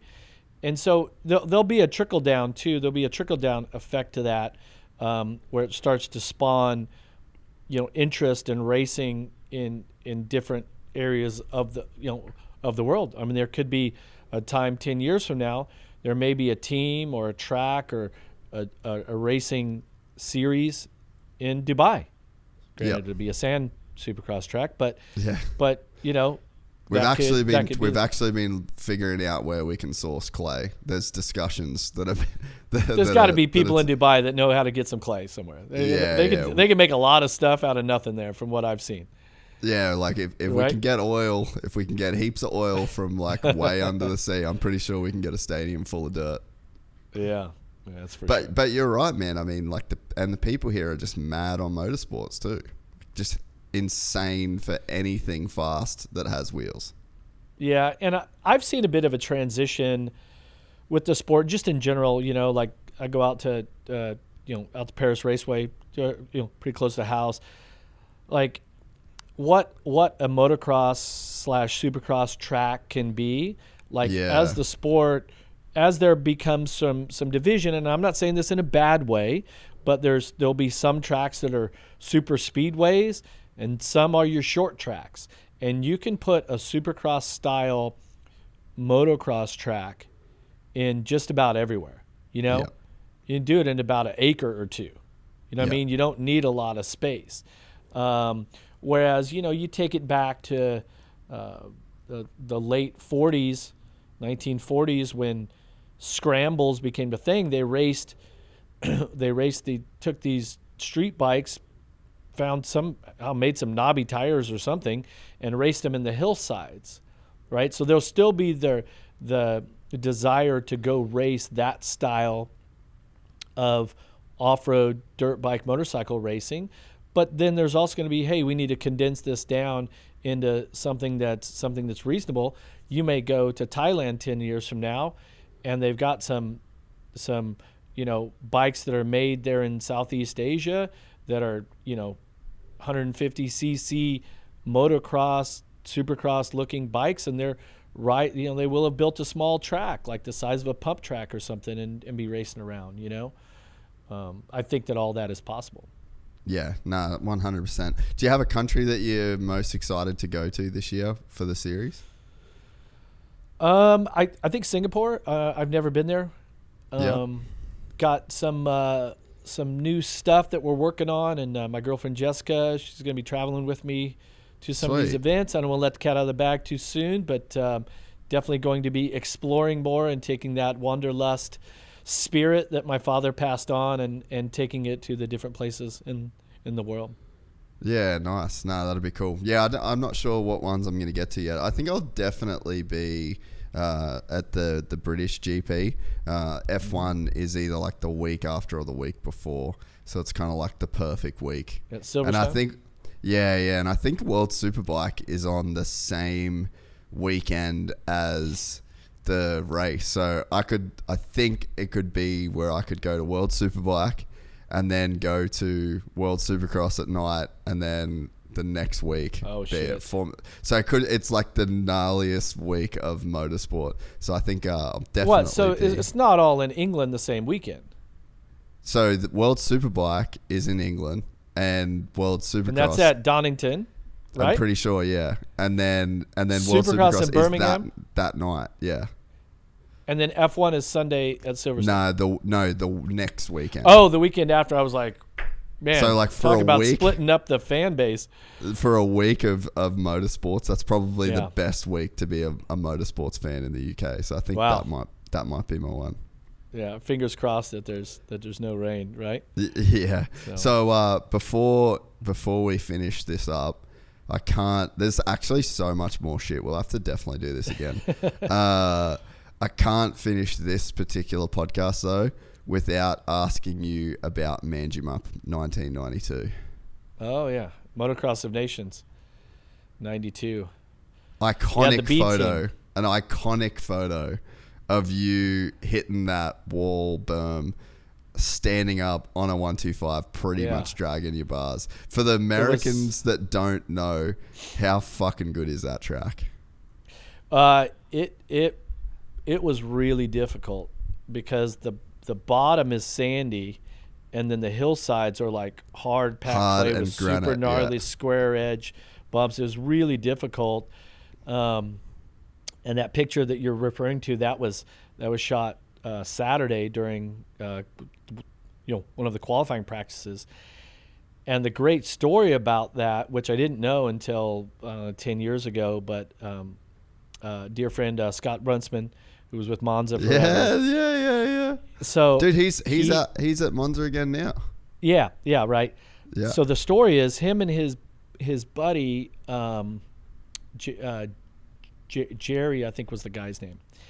They went to the race. They had a whole plan set up. They didn't have any. You might have heard the story, but I'm so pumped you're telling it. They go to the race. They set up this story that they're media people. And they had one of the girlfriends is at home waiting by the phone. Keep in mind, this is 1992. You actually called somewhere. They had made up like fake business cards, and they go to the event, go to like the press credentials, and like, oh yeah, we're such and such publication. We're here to cover the race. And they're like, oh, we don't see you guys on the list. Oh, are you sure? Like, you want to? So for whatever reason, they took the business card and called the home offices. Hey, we need to verify that these two guys are working for. Oh yes, hello, how are you doing? Yes, oh yeah, we've sent them on a do a story on this race. Okay, I guess you guys are good. Slap like VIP wristbands on them all. Terry was the guy's name. He had one 35 millimeter camera with like the standard lens, like just a small lens. So they couldn't, without the long lens, you got to get really close to the action. Well, they were literally, like, he was telling me that Terry was laying on the track and Scott had his feet, and he got some picture of JMB, Jean-Michel Bale. Like, he'd take the picture, and then Scotty would yank him off the track by his feet, and then they went to, after the everything was over on Saturday, they went to some place where they developed the photos, put them into film, And that next day, I remember autographing one of those pictures. And it's this whole story is they got like full press VIP treatment, and yet they bullshitted their way through the entire thing. And that photo came out of that whole weekend of complete bullshit as they pulled it off. And it's one of the most iconic photos. But they missed it. It was a little grainy. It was a little grainy, right? It was a little underexposed, I think, or whatever. And but it was what it was. Yeah. Yeah. People ask me about that all the time. Yeah, man. And Scott. So then to go on to like your partnership with Shift. Scotty's a really good mate of mine. He's actually I think he's one of the best people in motorcycles, period. But then cool that you do your thing with Shift and Fox, and then he was obviously a part of that through Monza for so long. Like it's crazy that they took that photo, and then not only that, like the career that he went on to have that you were involved with for so long too, you know. So it's probably close to 8 or 10 years ago, we were doing Shift and Fox sales meetings down in Australia. We were going to tell this story, and Scotty eventually wrote about it in one of the magazines. So he had reconnected with his buddy Terry that took the actual photo. He had the slide. I don't know. This guy had a pretty loose program. I think he's passed on since then. R.I.P. Terry. But he actually still had the slide. And so we were doing a little stage show, a little dog and pony show, and talking about it, this whole thing I just explained. Somewhere between his house and actually getting there, Terry lost the slide. So it's gone forever. It's gone forever. Terry and the slide are both gone. Fuck, that's so hectic. And Scotty's like, hey, this guy's pretty loose. He's like, so when we're on stage, there were 2 mics. He's all, don't give Terry the mic. Hold the mic. Don't give it to him. Good. And they had this crazy weekend where they just lived the life, like super fan the whole thing, and just faked their way into it. It was so amazing. I love that. What do you remember about that weekend? That in the last practice on Sunday morning, I bruised my thumb, and I came in, and we were working out of some like box truck thing. Steve Butler wasn't at that event with me. Brian Lunas was working on my bike that weekend. I was factory Yamaha, and I come in and I'm inside the deal, and I go, oh, Brian, I think I broke my thumb or something. And he like slaps me in the face, and he's like, shut the fuck up. Don't say a word about this to anyone. Get on that bike and ride that bike. I don't want to hear another word about your thumb today. And I was 21. I was like, he just slapped me. Okay.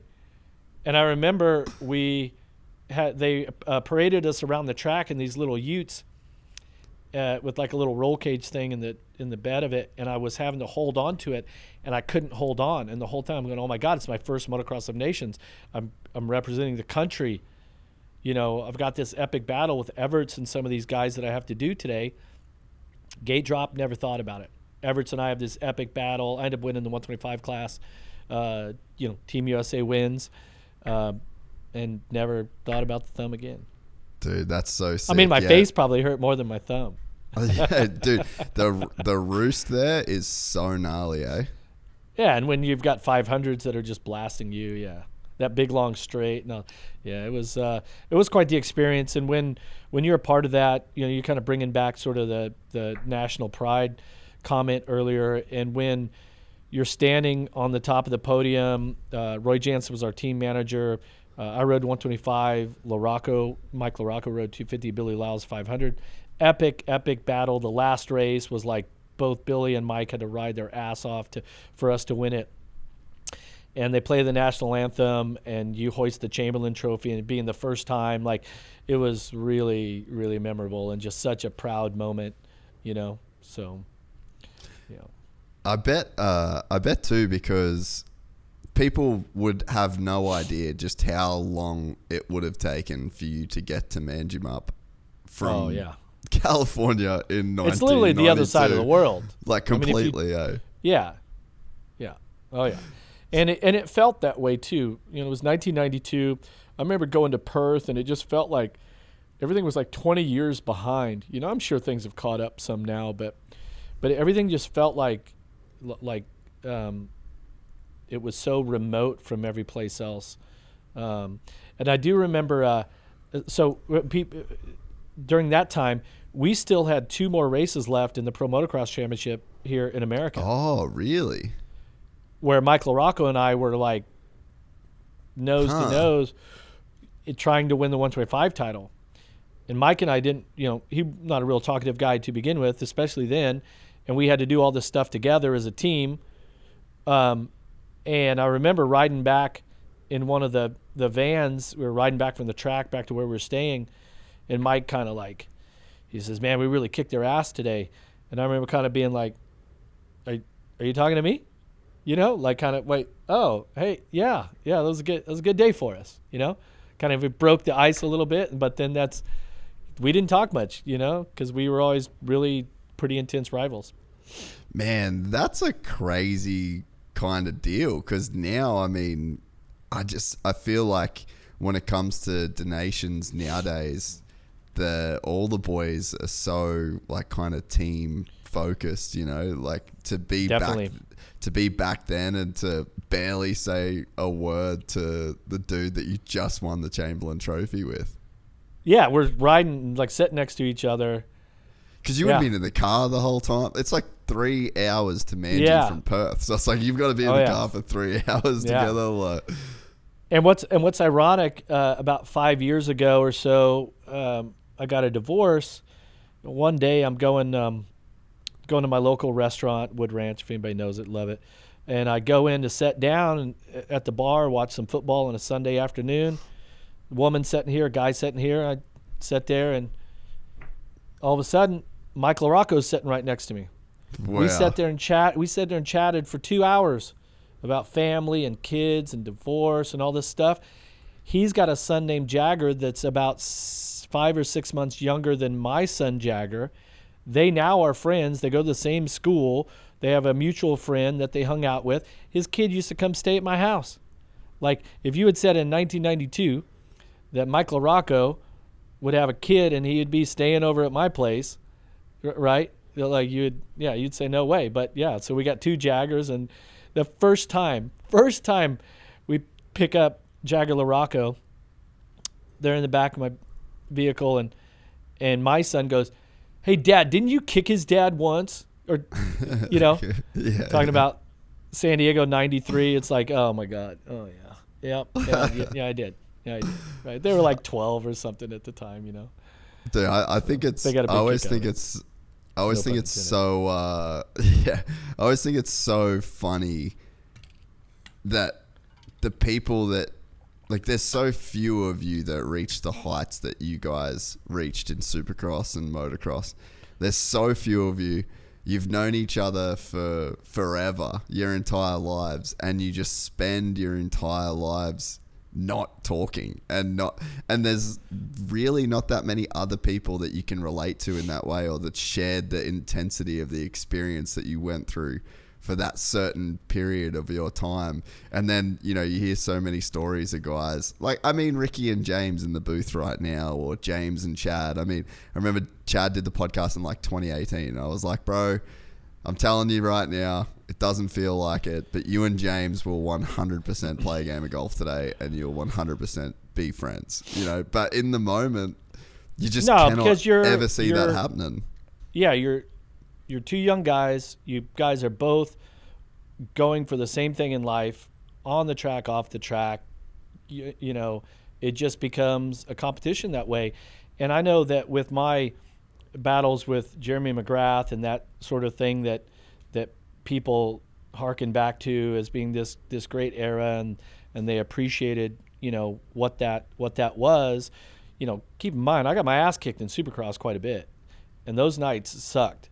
Right? Yeah. But eventually you get yours and all this, but I didn't appreciate the moment or that situation then like I do now. And there were 2 documentaries that I watched that really changed my perspective on all of it. One was on Magic Johnson and Larry Bird. Yeah, the other was on John McEnroe and Bjorn Borg. And seeing how, tennis is one-on-one, basketball is a team sport, but yet you knew it was Magic and Bird that were out there. The other players were pawns, right? But to have lived that moment and that competition within the competition and being so focused on an adversary to where it drove you to a place that you wouldn't have gone without it. Okay? Yeah. Really fortunate to have had an opportunity to be presented with that challenge in life.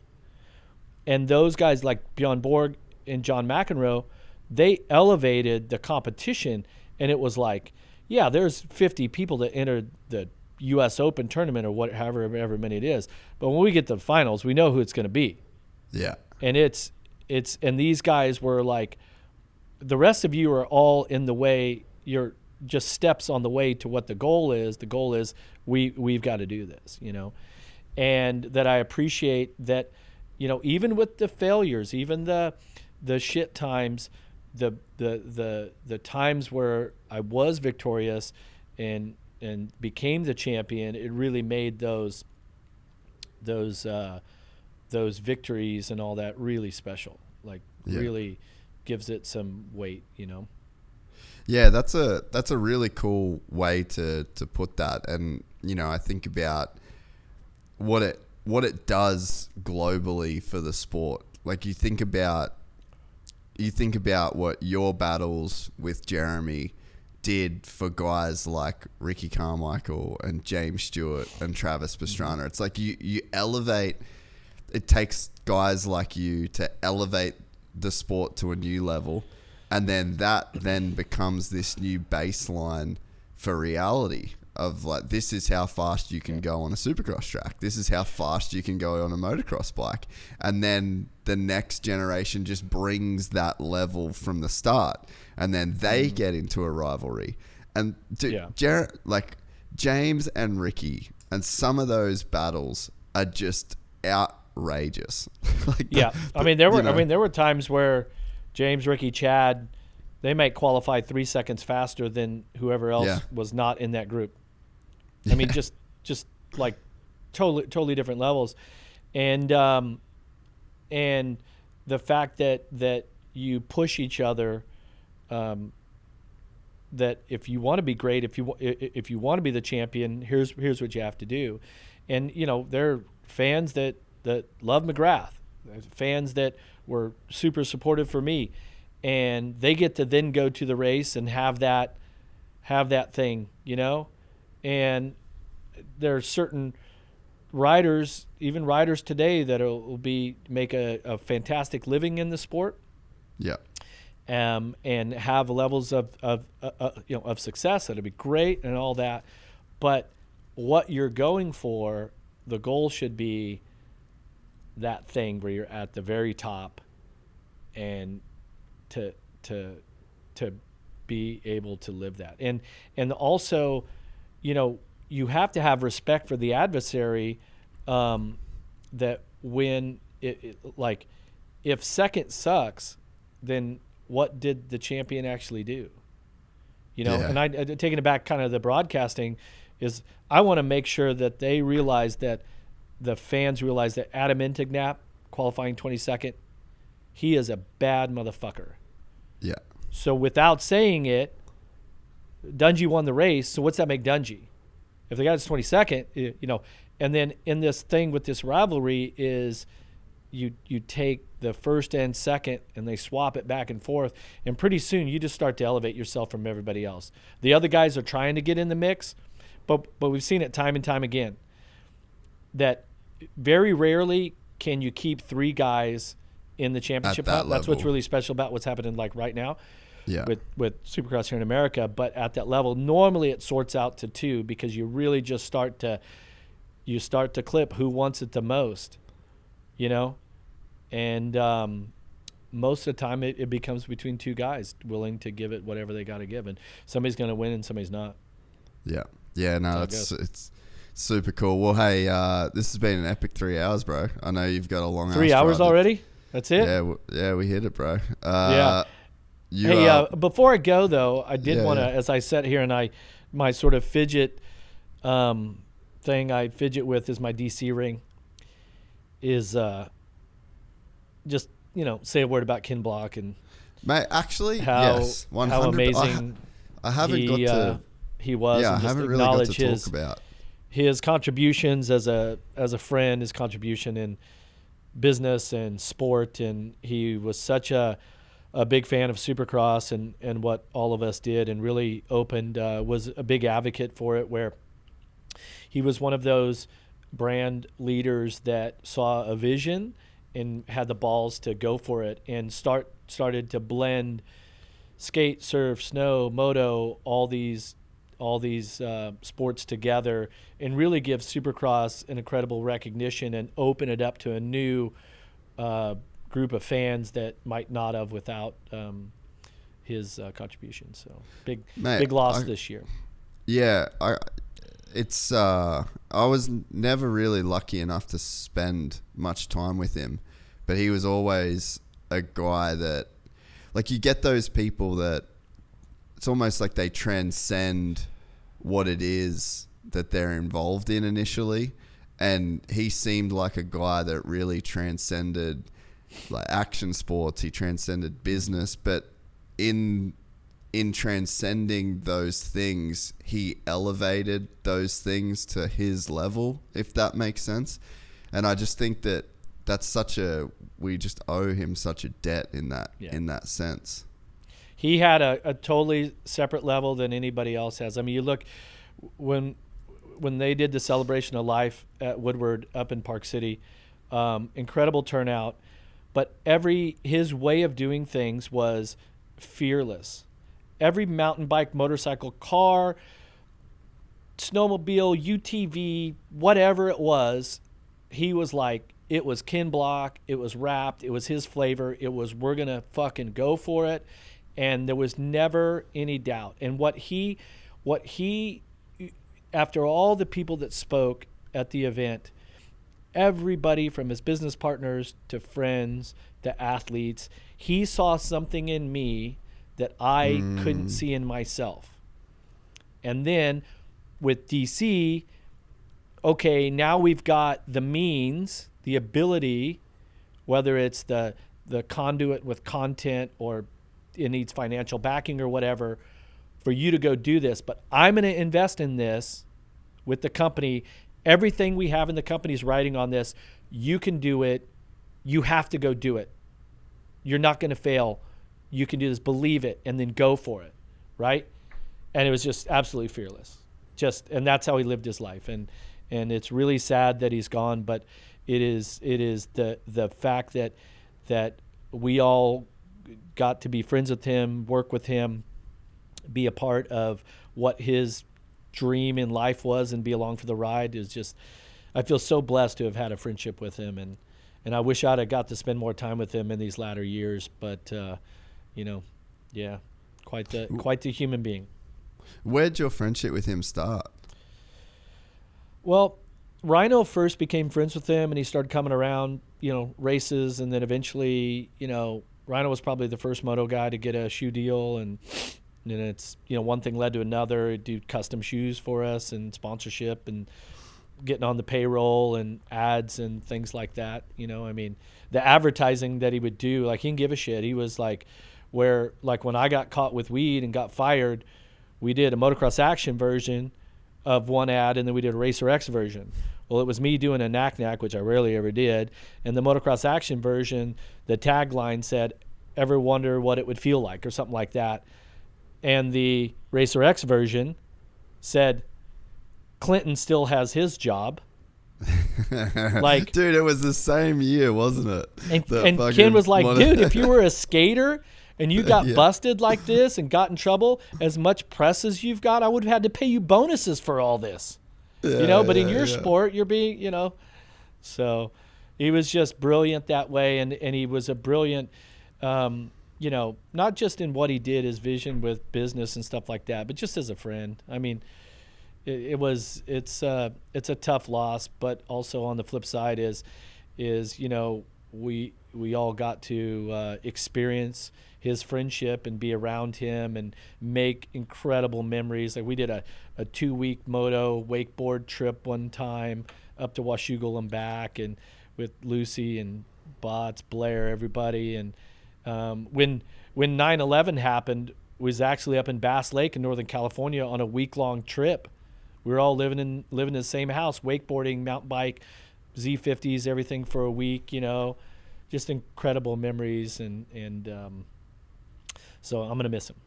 So I just want I think that no, I'm glad you said something actually, because it's I haven't really got to sort of talk about it or anything since, but there's one thing that I always kind of like take some kind of solace in when it feels like someone left too soon, is that they kind of get immortalized at a really powerful time in their life, like obviously he was, in his 50s or whatever, but it's like no sign of, like it still seemed like he was on the up. And it's like, at least with, obviously it's so fucked up what happened, but like he kind of gets to just be a North Star for everybody to look at. And it's like that vision of him as he was at his best. That's what's in stone now, And I think that there's, I don't know, like I guess that's at least what I sort of tell myself when those sorts of things happen. Better to have had it and lost it than to have never had it at all, right? Type of thing. I mean, obviously the real, sad downer part is with the kids and Lucy, and Lucy losing a husband, and the kids losing a father, and what guidance and everything that would have played. But that's life for us, because we don't get to pick and choose. We don't know that. And one thing that I took away from that is I made a note to myself, and it's kind of like God, I've got it on my phone, but it's like essentially the note was like, get busy living. Like here I'm at this celebration of life. It's super sad. We're all shedding tears, a lot of emotion. But the message to me was, dude, you got to fucking live while you're here. You know what I mean? Like live life, go for it. You got to work hard. You got to play hard. You got to love hard. You got to forgive. You got to reach out to people. It's like, damn, man, why didn't I, God, how long it had been a few months since I'd seen Ken or even talked to him, and you're like, so the messages, are pretty strong through that, but certainly wasn't, don't go do action sports. Don't be involved in this, that, or the other. The message is, hell yeah, go for it. Like if that's what you love doing, and this is why I tell people about riding motocross, might be a good way to end it, is like, if whatever it is, but like for me, it's riding motocross, riding dirt bikes. If that puts living in your life, then go do it. If it doesn't, go do something else. Whatever else it is that gives you that feeling of life. Like when I just started riding this week again, like, yeah, it sucks. My hands hurt. I'm like, feel like I've never ridden a motorcycle, but I love the feeling I get from riding motocross. Yeah. And I'm 52, so that's what I'm going to go do. And that's the message that I feel like Ken would tell us if he was right here with us right now. He'd be like, dude, you got to go for it, because you don't ever know when it's going to be over. Yeah. Go for it. Live life and go hard. Like, don't be afraid and be fearless. So. No, yeah, beautiful, mate. Well, I really appreciate this. I Me too. thoroughly enjoyed that 3 hours. It flew by. We could easily do another 3. So yeah, man. Anytime you want to come back on, open invite. I'll be seeing you at some races as well. But yeah, thanks, man. I honestly really enjoyed it. I knew I would, and it was as good as I hoped it to be. So thank you, brother. I appreciate it, Jace. Yeah, and thanks everybody for watching this and supporting Gypsy Tales. Stoked to be on here and love having these conversations. So see y'all in Birmingham in a few months. We're excited to announce the launch of our new membership site, gypsytales.com, packed with exclusive content and perks that you won't find anywhere else. This is your chance to become a part of the Gypsy Gang. And as a special bonus, if you sign up to an annual membership, you'll be entered into the draw to win our custom-built TC125. Gypsy Gang.